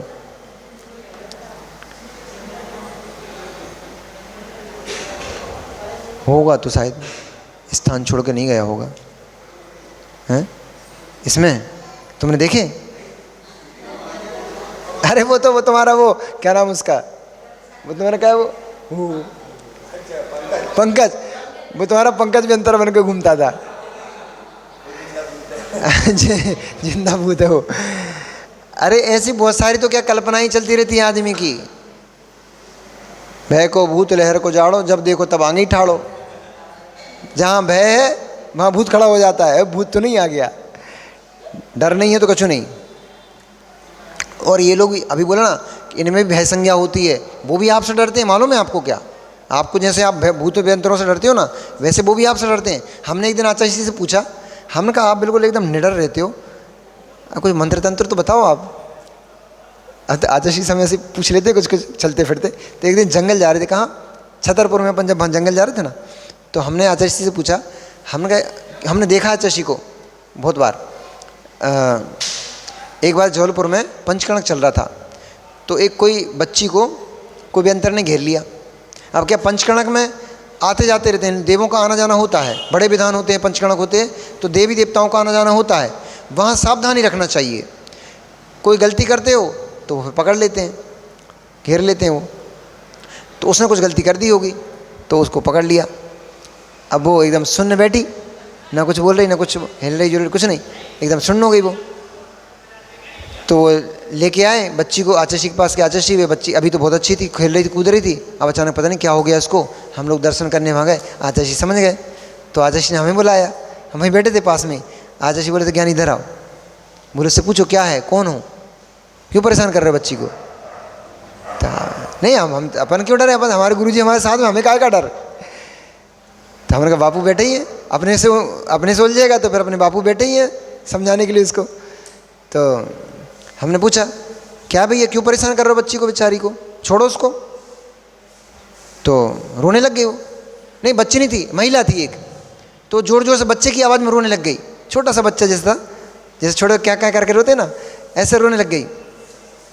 हैं नहीं मचल नहीं है, बच्चे कैसे रोते छोटे से, 1 आध साल का 6 महीने का जो बच्चा होता है कैसे रोता है वो, वैसे रोने लग गई वो। रो के बताओ ना नितिन भैया, ऐसे रोता है। तो वो छोटे से बच्चे की आवाज़ में रोने लग गई वो। तो आचार्य ने पूछा कि इससे बोलो कि तुम्हें कोई समस्या हो तो बताओ, नहीं तो छोड़ो उसको, क्यों परेशान कर रहे हो। तो हमने उसको पूछा, जैसे आचार्य बोलते जा रहे थे हम करते जा रहे थे। तो हमने उसको पूछा, हमने क्या समस्या है, क्यों परेशान कर रहे हो बेचारी को, उसको छोड़ दो। तुम्हें यदि कोई उसने परेशान किया हो या कोई समस्या हो तो बताओ। तो कुछ नहीं, वो छोटी सी बच्चे की आवाज़ में बस रोने लग गई, फिर चुप हो गई, फिर रोने लग जाए। इतने में आ गए आदित्य सागर जी के पिताजी, वो भी थोड़ा सा जानते होंगे, क्या पता। उनने आचार्य जी कमंडल से थोड़ा सा जल लिया, उसके मुंह पर दे मारा, उसकी चोटी पकड़ी, बोले भाग। बस वो बच्ची, वो महिला ठीक हो गई एकदम। इतने किया उनने। अब पता नहीं आचार्य ने कुछ किया हो बैठे बैठे, तो पता नहीं हमें। तो हमने एक दिन छतरपुर में आचार्य से पूछा, जंगल जा रहे थे, हमने कहा आचार्य एक बात तो बताओ, ये भूत व्यंतर भागते कैसे हैं? अरे बोले ज्ञानी कुछ नहीं है, वो डरते हैं अपन से। हमने कहा नहीं ऐसा तो नहीं, डरते, परेशान तो करते हैं, महाराजों को भी परेशान करने लग जाते हैं कई बार। तो कह वो उनको भी परेशान करते हैं जो उनसे डरते हैं, जो दबंगाई से खड़े हो जाते हैं ना, उनको कोई परेशान नहीं करते। तो हमने कहा आप करते क्या हो, ये तो बता दो। तो कह कुछ नहीं, कोई समस्या कभी लगे ना, अभी तुम्हें बताने थोड़ी चीज़ थोड़ी ही है, चलो गुरु मंत्र सबको थोड़ी बताया जाता है, चलो। ये कितने अच्छे सुन रहे थे, अब निकलने वाला है, चलो। ज्योतिष कहा नहीं, ये व्यंतर भूत पिशाचा, भूत और पिशाच ये व्यंतर देव कहे जाते हैं। ज्योतिष कहा सूर्य चंद्रमसौ ग्रह नक्षत्र प्रकीर्णक तारकाश्च।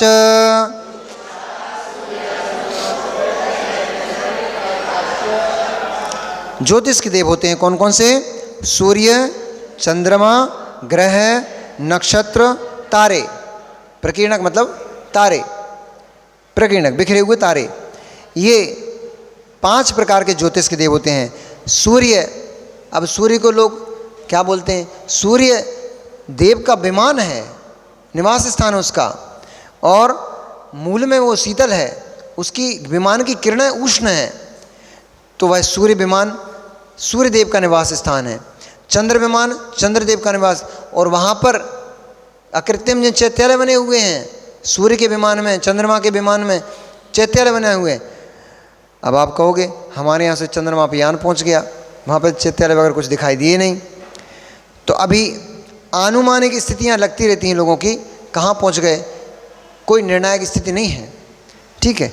और जैन भूगोल के अनुसार देखोगे तो सूर्य, चंद्रमा आदि ग्रहों के ऊपर पहुंचना मनुष्यों के लिए संभव नहीं है। इसलिए वायुमंडल ये लोक है, इस लोक में बहुत सारी चट्टानें, बहुत सारी पृथ्वियां हैं, जैसी हमारी पृथ्वी ऐसी बहुत सारी पृथ्वियां हैं। किसको चंद्रमा मान करके कहाँ पहुंच गया साइंस पता नहीं, पर आगे मेरु प्रदक्षिणा नित्यगत्यो निर्लोके,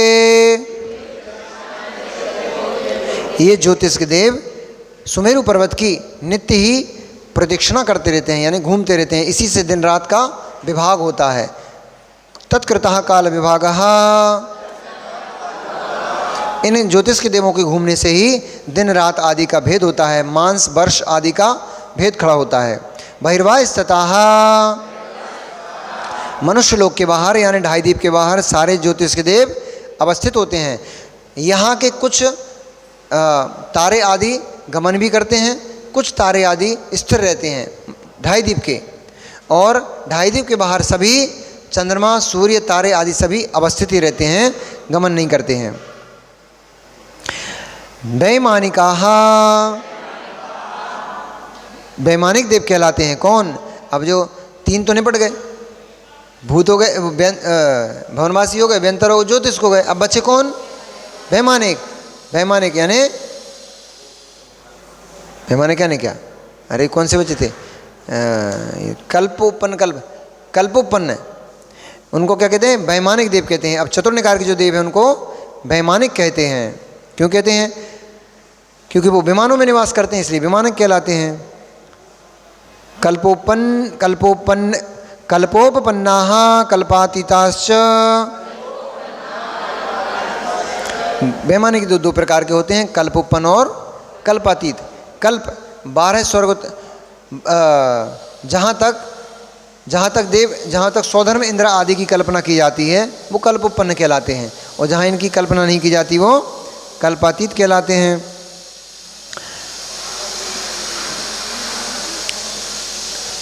ये कौन से होते हैं? इनके नाम बता रहे हैं। सौधर्म ईशान, सानत कुमार, महेंद्र, ब्रह्मोत्तर, लान तब, अच्छा रह गया क्या? अच्छा, ऊपरी ऊपरी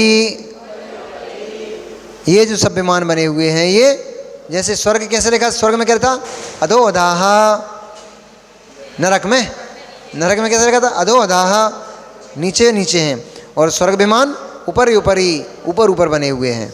जैसे आपकी मल्टी स्टोरी होती ना, वो फ्लैट्स एक के ऊपर एक ऊपर बने होते हैं, ऐसे ही स्वर्ग विमान एक के ऊपर एक बने हुए, लेकिन एक दूसरे के आधार से नहीं है, एक दूसरे में आसमान में हवा में ही लटके हैं। वो वायु बात बलों के आधार से लटके हुए हैं, ऊपरी ऊपरी। सौधर्मेशान सानत कुमार माहेंद्र ब्रह्म ब्रह्मोत्तर लान तव कापिष्ट शुक्र महाशुक्र सतार सहस्त्रारेश्वानत प्राणतयो रारणाच्युत च्युतियोर्नभुषु ग्रैवेयकेषु विजय वैजंत जयंता पराजितेषु सर्वार्थ सिद्धौ च।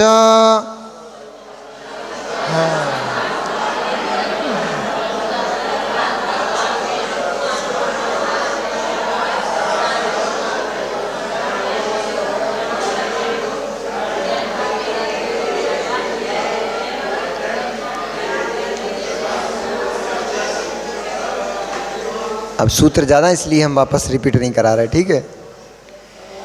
सौधर्म ऐशान सानत कुमार माहेंद्र ब्रह्म ब्रह्मोत्तर लांतव कापिष्ठ शुक्र महाशुक्र सतार सहस्त्रार आनत प्राणत आरण अच्युत, ये क्या हैं? 16 स्वर्गों के नाम हैं। फिर इनके ऊपर क्या है? नवग्रैवियक। फिर उनके ऊपर क्या है? 9 अनुदिश विमान। फिर उनके ऊपर 5 अनुत्तर विमान हैं। सर्वार्थ सिद्धौचा, सर्वार्थ सिद्धि आदि 5 अनुत्तर विमान हैं। स्थिति प्रभाव सुख द्वितीलेशा विशुद्धि इंद्रियावधि विषयतोधिकाः।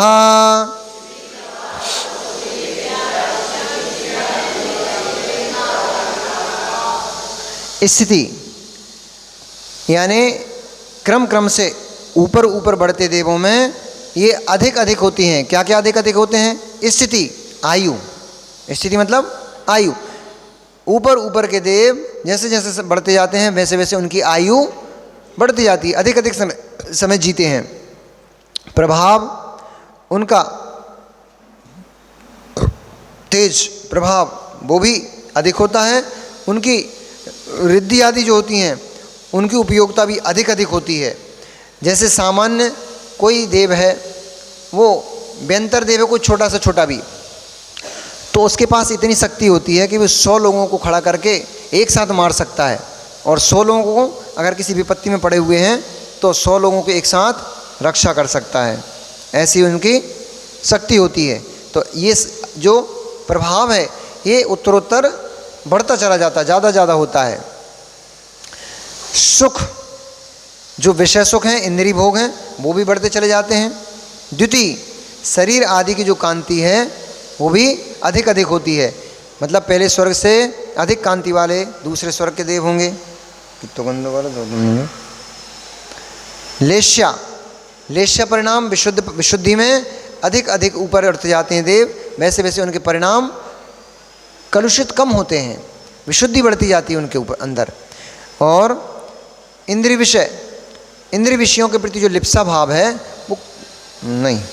इंद्रिय विषय, 5 इंद्रियों की जो विषय हैं, स्पर्श रसन घ्राण चक्षुकर्ण, 5 इंद्रियों के विषय अधिक अधिक होते हैं। मतलब आपको मान लो यहाँ से वहाँ तक का दिखता है, पहले स्वर्ग का मान लो अवधि ज्ञान 10 किलोमीटर लगाएगा, उदाहरण है ये, तो दूसरे स्वर्ग का 15 किलोमीटर लगा लेगा, तीसरे स्वर्ग का 20 किलोमीटर लगा लेगा। तो उनका इंद्रियों की क्षमता बढ़ती चली जाती है। अवधि विषय, ये अवधि ज्ञान का विषय भी अधिक अधिक होता है।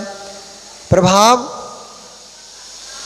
एक सागर की आयु वाला देव पूरे जम्बूद्वीप को ऐसे उठा करके डमरू की तरह हिला दे, इतनी शक्ति रखता है। हाँ, परंतु करता नहीं है। तो प्रभाव भी अधिक अधिक होता है।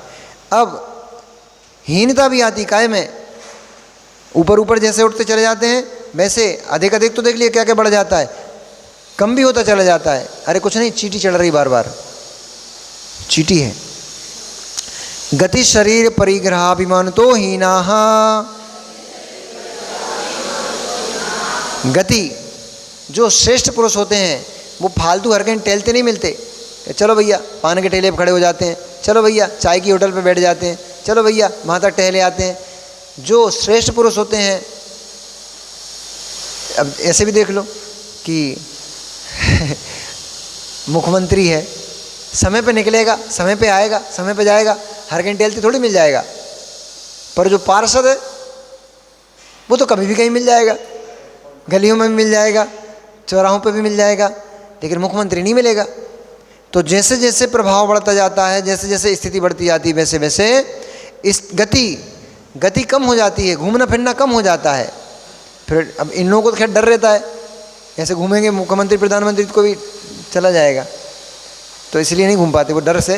परंतु सामान्य से भी देखा जाता है, जैसे ऑफिसर को देखोगे, कोई ऑफिस है उसमें जो सामान्य उसका कर्मचारी है, वो क्या बोलते हैं उसको, अरे ऑफिस में जो होते हैं ना प्यून चपरासी, तो चपरासी कहीं भी घूमते फिरते मिल जाएगा। लेकिन ऑफिस वो जो उसका जो सीईओ है वो थोड़ी दिन भर हर कहीं टहलते टूलते मिल जाएगा, वो अपनी सीट पे मिलेगा।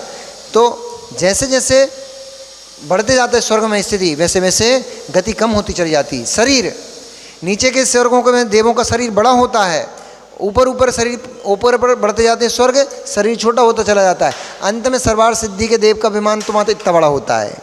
एक अर्थनी, इसको अर्थनी बोलते हैं, ऐसा नहीं हाथ भी नहीं, हाथ की मुट्ठी बांध दो, इसको बोलते हैं अर्थनी। एक अर्थनी प्रमाण मात्र इतना बड़ा होता है देव, और आयु बहुत होती 33 सागर। शरीर, परिग्रह में कमी आती चली जाती। वैभव तो होता है, लेकिन परिग्रह में जो आसक्ति भाव है वो कम होता चला जाता है। अभिमान, अहंकार, मान कषाय, ये कम होती चली जाती है। तो जैसे जैसे ऊपर व्यक्ति उठता जाता है, वैसे वैसे पाप की क्रिया उसकी अपने आप कम होती चली जाती हैं। पीत पद्म शुक्ललेशा द्वित्रिशेषेषु, 2, 3 और शेष युगलों में, 2 मतलब स्वधर्म ईशान स्वर के देवों में पीत लेश्या की अपेक्षा से बता रहे हैं किन देवों में कैसी लेश्या होती है। तो पीत लेश्या सानत कुमार महेंद्र में, पीत पद में, ब्रह्म ब्रह्मोत्तर लांतव कापिष्ट 4 में, पद में लेश्या, शुक्र महाशुक्र में, सतार सहस्त्रार में, इन 4 स्वर्गों में पद्म शुक्ल लेश्या तथा आनत प्राणत आरण अच्युत 9 ग्रेवियक अनुदेश अनुत्तरों में केवल शुक्ल लेश्या ही होती है। वो भी क्रम क्रम से धीरे धीरे और बढ़ बढ़ के होती है।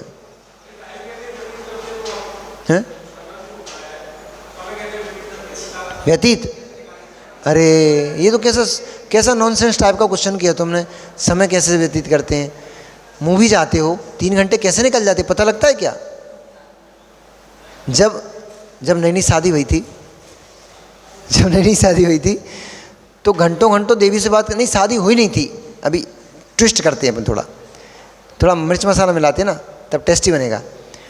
जब शादी होने वाली थी, अब तुम क्या रोहित भैया, इन लड़कों से पूछो, बेचारों से है नहीं कोई अभी तो इधर युवा वाला, तो लड़कों से पूछो कि छत पे टहलते टहलते 4 घंटे कैसे निकल जाते हैं, 8 से 12 कैसे हो जाते पता ही नहीं पड़ता। नितिन भैया है, तुम क्या कर रहे हो, गंदी वाली दे रहे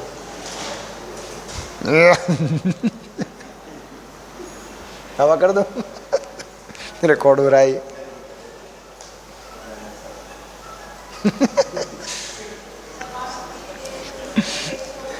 है? शुक्ल लेशाई होती है।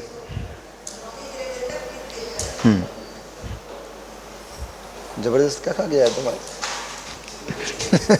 जबरदस्त वाला विस्फोट था ये।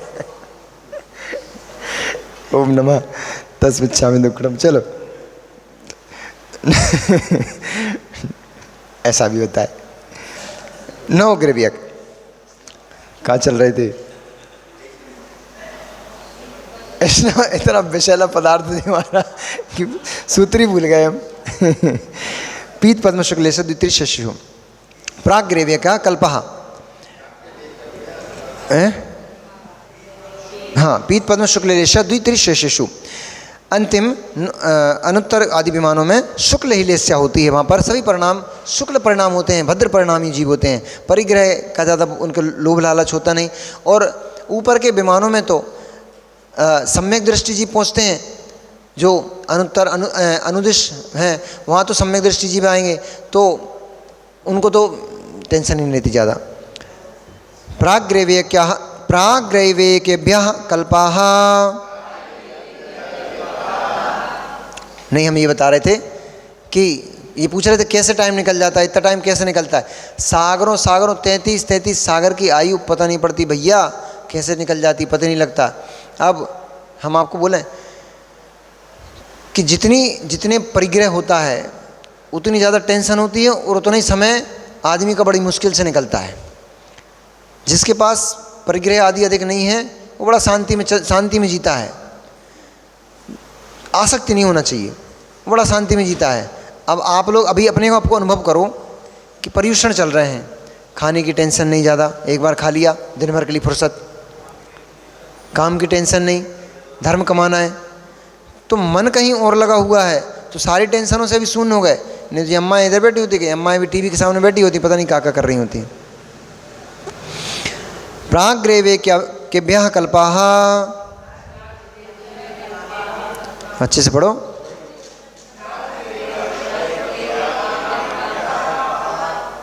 चार 5 घंटे पता ही नहीं लगते वहाँ पे लटके कैसे निकल जाते हैं। तो फिर उनके पास इतना सुख है, वो अपने सुख में लीन रहते हैं। नंदीश्वर जाते हैं, भक्ति करेंगे, महीनों निकल जाते हैं, ऐसा पता ही नहीं लगता कितने दिन निकल गए। पूरा समय व्यतीत हो जाता भैया, पूरा समय व्यतीत हो, सुख का समय पता थोड़ी लगता है। तुम्हें पता लगता है? तुम्हारे कितने साल के हो गए? कितने साल के हो गए तुम? 35। तुम्हें पता लगा 35 साल कैसे निकल गए? सुख में जीते इसलिए पता नहीं लगा। कष्ट के 35 साल निकलने वाले उससे पूछो कि कैसे 35 साल निकल पाए, उसको लगता है बहुत बड़ा समय हो गया, कब से चले आ रहे हैं हम तो। अब चलो, अभी तो अनुत्तर अनुदिश समय शुक्ल लेस्या होती है। ग्रैवेक से पहले ग्रैवेक से पहले सौधर्म स्वर्ग से लेकर सौरभ स्वर्ग तक की संज्ञा कल्प संज्ञा है, अर्थात ये कल्प कहलाते हैं और इनमें निवास करने वाले कल्पवासी कहलाते हैं। इनके ऊपर नो ग्रैवियक, नो अनुदिश, नो अनुत्तर, इनकी कल्पातीत संज्ञा है। इनमें रहने वाले कल्पातीत देव कहलाते हैं। ब्रह्मलोकालया लौकांतिकाः, लोकांतिक देव ब्रह्मलोकालया, ब्रह्मलोक आलया, ब्रह्मलोक जिनका निवास स्थान है, ऐसे लोकांतिक देव होते हैं। ब्रह्मलोक यानी पंचम स्वर्ग, 5वां स्वर्ग, 5वें स्वर्ग में जिनका निवास स्थान है वे लोकांतिक देव कहलाते हैं। अब यहाँ लोकांतिक शब्द है, इससे ये अर्थ निकाला जाता है कि वे लोक के अंत में निवास करते हैं, इसलिए लोकांतिक कहलाते हैं। इनके नाम क्या हैं? सारस्वतादित्य, वहन अरुण, गर्दत्वय, तुषिताव्याबाधारिष्टाश्च।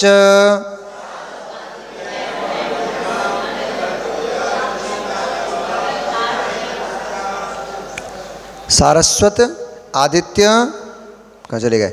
वहिनी, अरुण, गर्दत्वय, तुषित, अव्याबाद, अरिष्ट, ये लोकांतिक देवों के नाम हैं। विजयादिषु द्विचर्माः, विजय आदि क्षेत्रों में विमानों में द्विचर्मधारी देव निवास करते हैं, यानी विजय, वैजयंत, जयंत, अपराजित, इन विमानों में जो देव निवास करते हैं ये द्विचर्मधारी होते हैं, यानी 2 भव, मनुष्य की अपेक्षा से लगाना ये, लेकिन 2 भव धारण नहीं करते। द्विचर्म का मतलब हो गया मनुष्य 2 बार बनेंगे। हाँ, बीच में अगर देव पर्याय में चले गए जाएंगे, वो तो बीच में देव पर्याय गिनेंगे तो वो काउंट नहीं होती। हाँ, नहीं तो उसमें 2 भव नहीं गिनाएंगे, क्योंकि 2 भव मनुष्य बनेंगे, फिर 2 भव बीच में देव भी तो बनेंगे, भव की अपेक्षा से 4 हो जाएंगे। लेकिन यहाँ द्विचर्म कैसे अपेक्षा? चर्म शरीर बनेगा ना, तो 2 बार मनुष्य भव की अपेक्षा से द्विचर्म कहा गया उनको।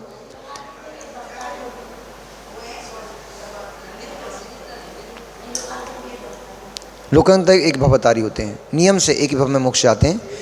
वहाँ से 5वें स्वर्ग से आयु पूर्ण करेंगे, यहाँ आकर मनुष्य बनेंगे, चतुर्थ काल में उत्पन्न होंगे, किसी किसी महापुरुष के यहाँ अथवा किसी राजा महाराजा के यहाँ उत्पन्न होंगे, ये भी पक्का है, और उसी भव से फिर वे मोक्ष चले जाएंगे, फिक्स है उनका। औपपादे के मनुष्यभ्य शेषास्त्रियोनियः,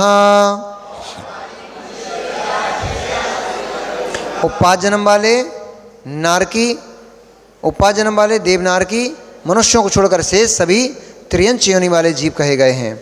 चूँकि यहाँ पर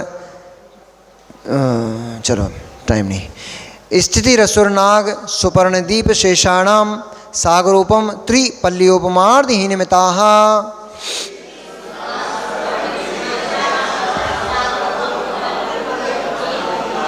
अब यहाँ पर सभी देवों की आयु को बता रहे हैं। उत्कृष्ट आयु कौन से देव की कितनी है, तो बोल रहे हैं भवनवासी देवों में असुर कुमार, नाग कुमार, सुपर्ण कुमार, दीप कुमार और शेष बचे हुए 6 प्रकार के देवों की आयु क्रमशः 1 सागरोपम, 3 सागरोपम, 1 सागरोपम, 3 पल्लियोपम, 2.5 पल्लियोपम, 2 पल्लियोपम तथा 1.5 पल्लियोपम गिनना चाहिए। त्रिपल्लियोपम हृदयमिता, शेष आगे के लिए 3 पल्लियोपम, 1.5 पल्लियोपम गिनना चाहिए।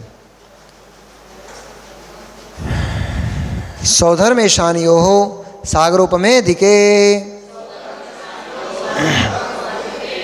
सौधर्म ईशान स्वर्ग में कितनी है, सागरोपमे अधिके, सौधर्म ईशानियों सागरोपमे अधिके, सागरोपम से अधिक, सागरोपमे 2 सागर से अधिक, पमे से 2 निकाला। सौधर्म ईशान स्वर्ग में देवों की आयु 2 सागरोपम से कुछ अधिक है। अब कुछ अधिक क्यों है वो हम समय नहीं है अब। सानत कुमार महेंद्रयोः सप्त, सानत कुमार महेंद्र स्वर्ग में देवों की उत्कृष्ट स्थिति है 7 सागर, उत्कृष्ट है ये। त्रिसप्तनवैकादश त्रयोदश पंचदशवीर अधिकानि तो,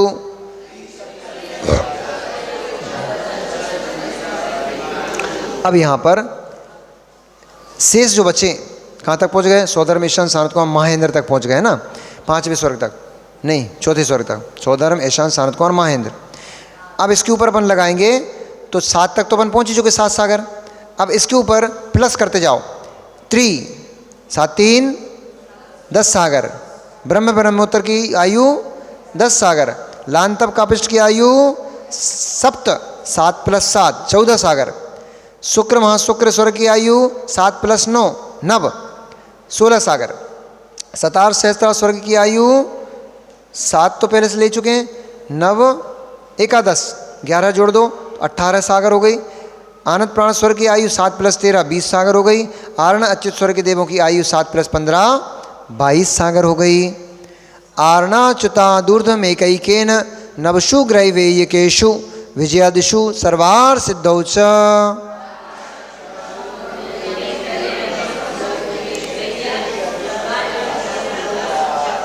आरण और अच्युत स्वर्ग से लेकर उप्रिम ग्रेवयों में, अनुदुष्यों में, विजयादि 4 विमानों में तथा सर्वार सिद्धि विमान में जो आयु निकल के आई 22 सागर, इनमें एक एक जोड़ते चले जाओ तो आयु निकल आएगी।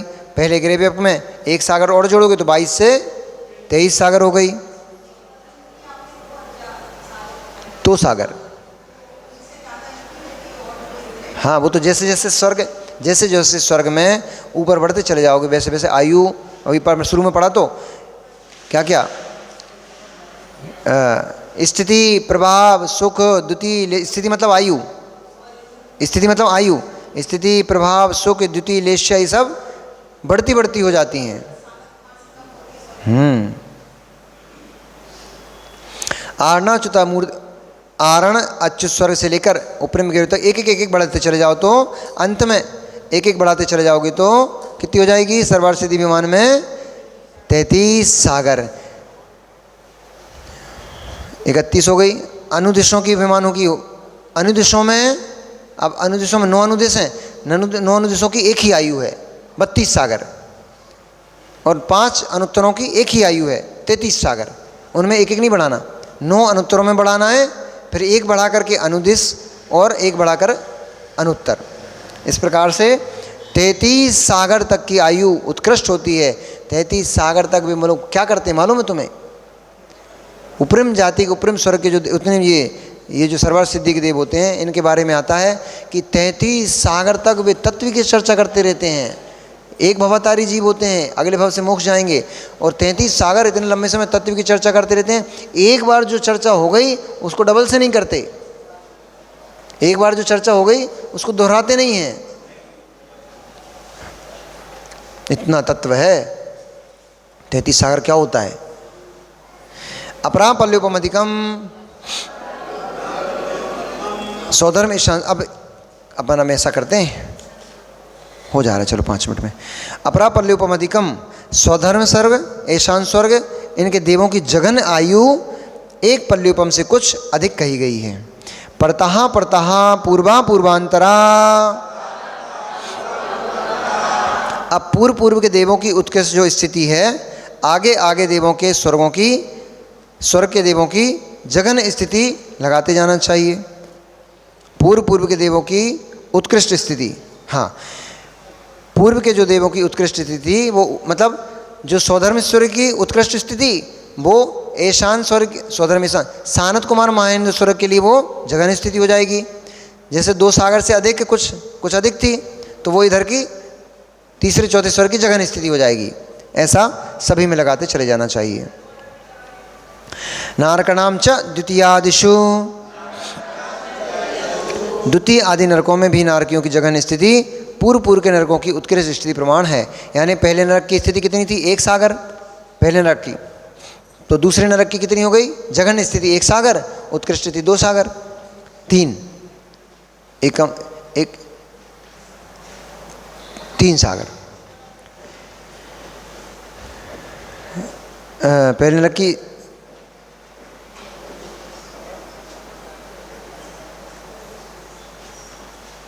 चल 10 वर्ष सहस्राणि प्रथमायाम,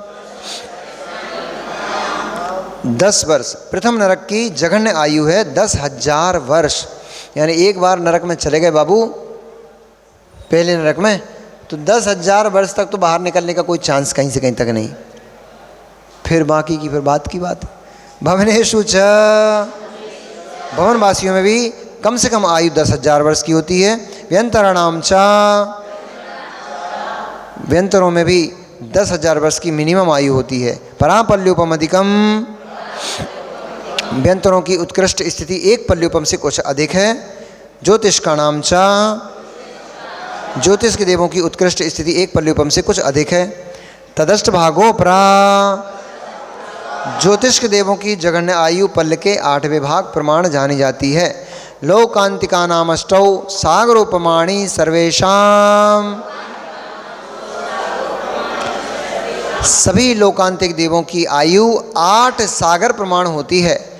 उनकी उत्कृष्ट एवं जघन्य स्तुति एक ही होती है, वहाँ कम ज़्यादा नहीं होती। यहाँ इसमें एक विशेषता दी है, अरिष्ट कुल के जो लोकांतिक देव होते हैं उनकी आयु 9 सागर की कही गई है। ऐसा त्रिलोक सार ग्रंथ में वर्णन आया हो, पढ़ा नहीं हमने, इसमें ऐसा रेफरेंस दिया है उन्होंने कि वहाँ के देवों की आयु 9 सागर कही गई है। नमो रियंताणम, नमो सिद्धाणम, नमो हरियाणम, नमो ज्ञानम, नमो सप्साहुडम। अथ आपराण स्वाध्याय निष्ठापन क्रियायाम पूर्वाचार्य क्रमेण सकल कर्म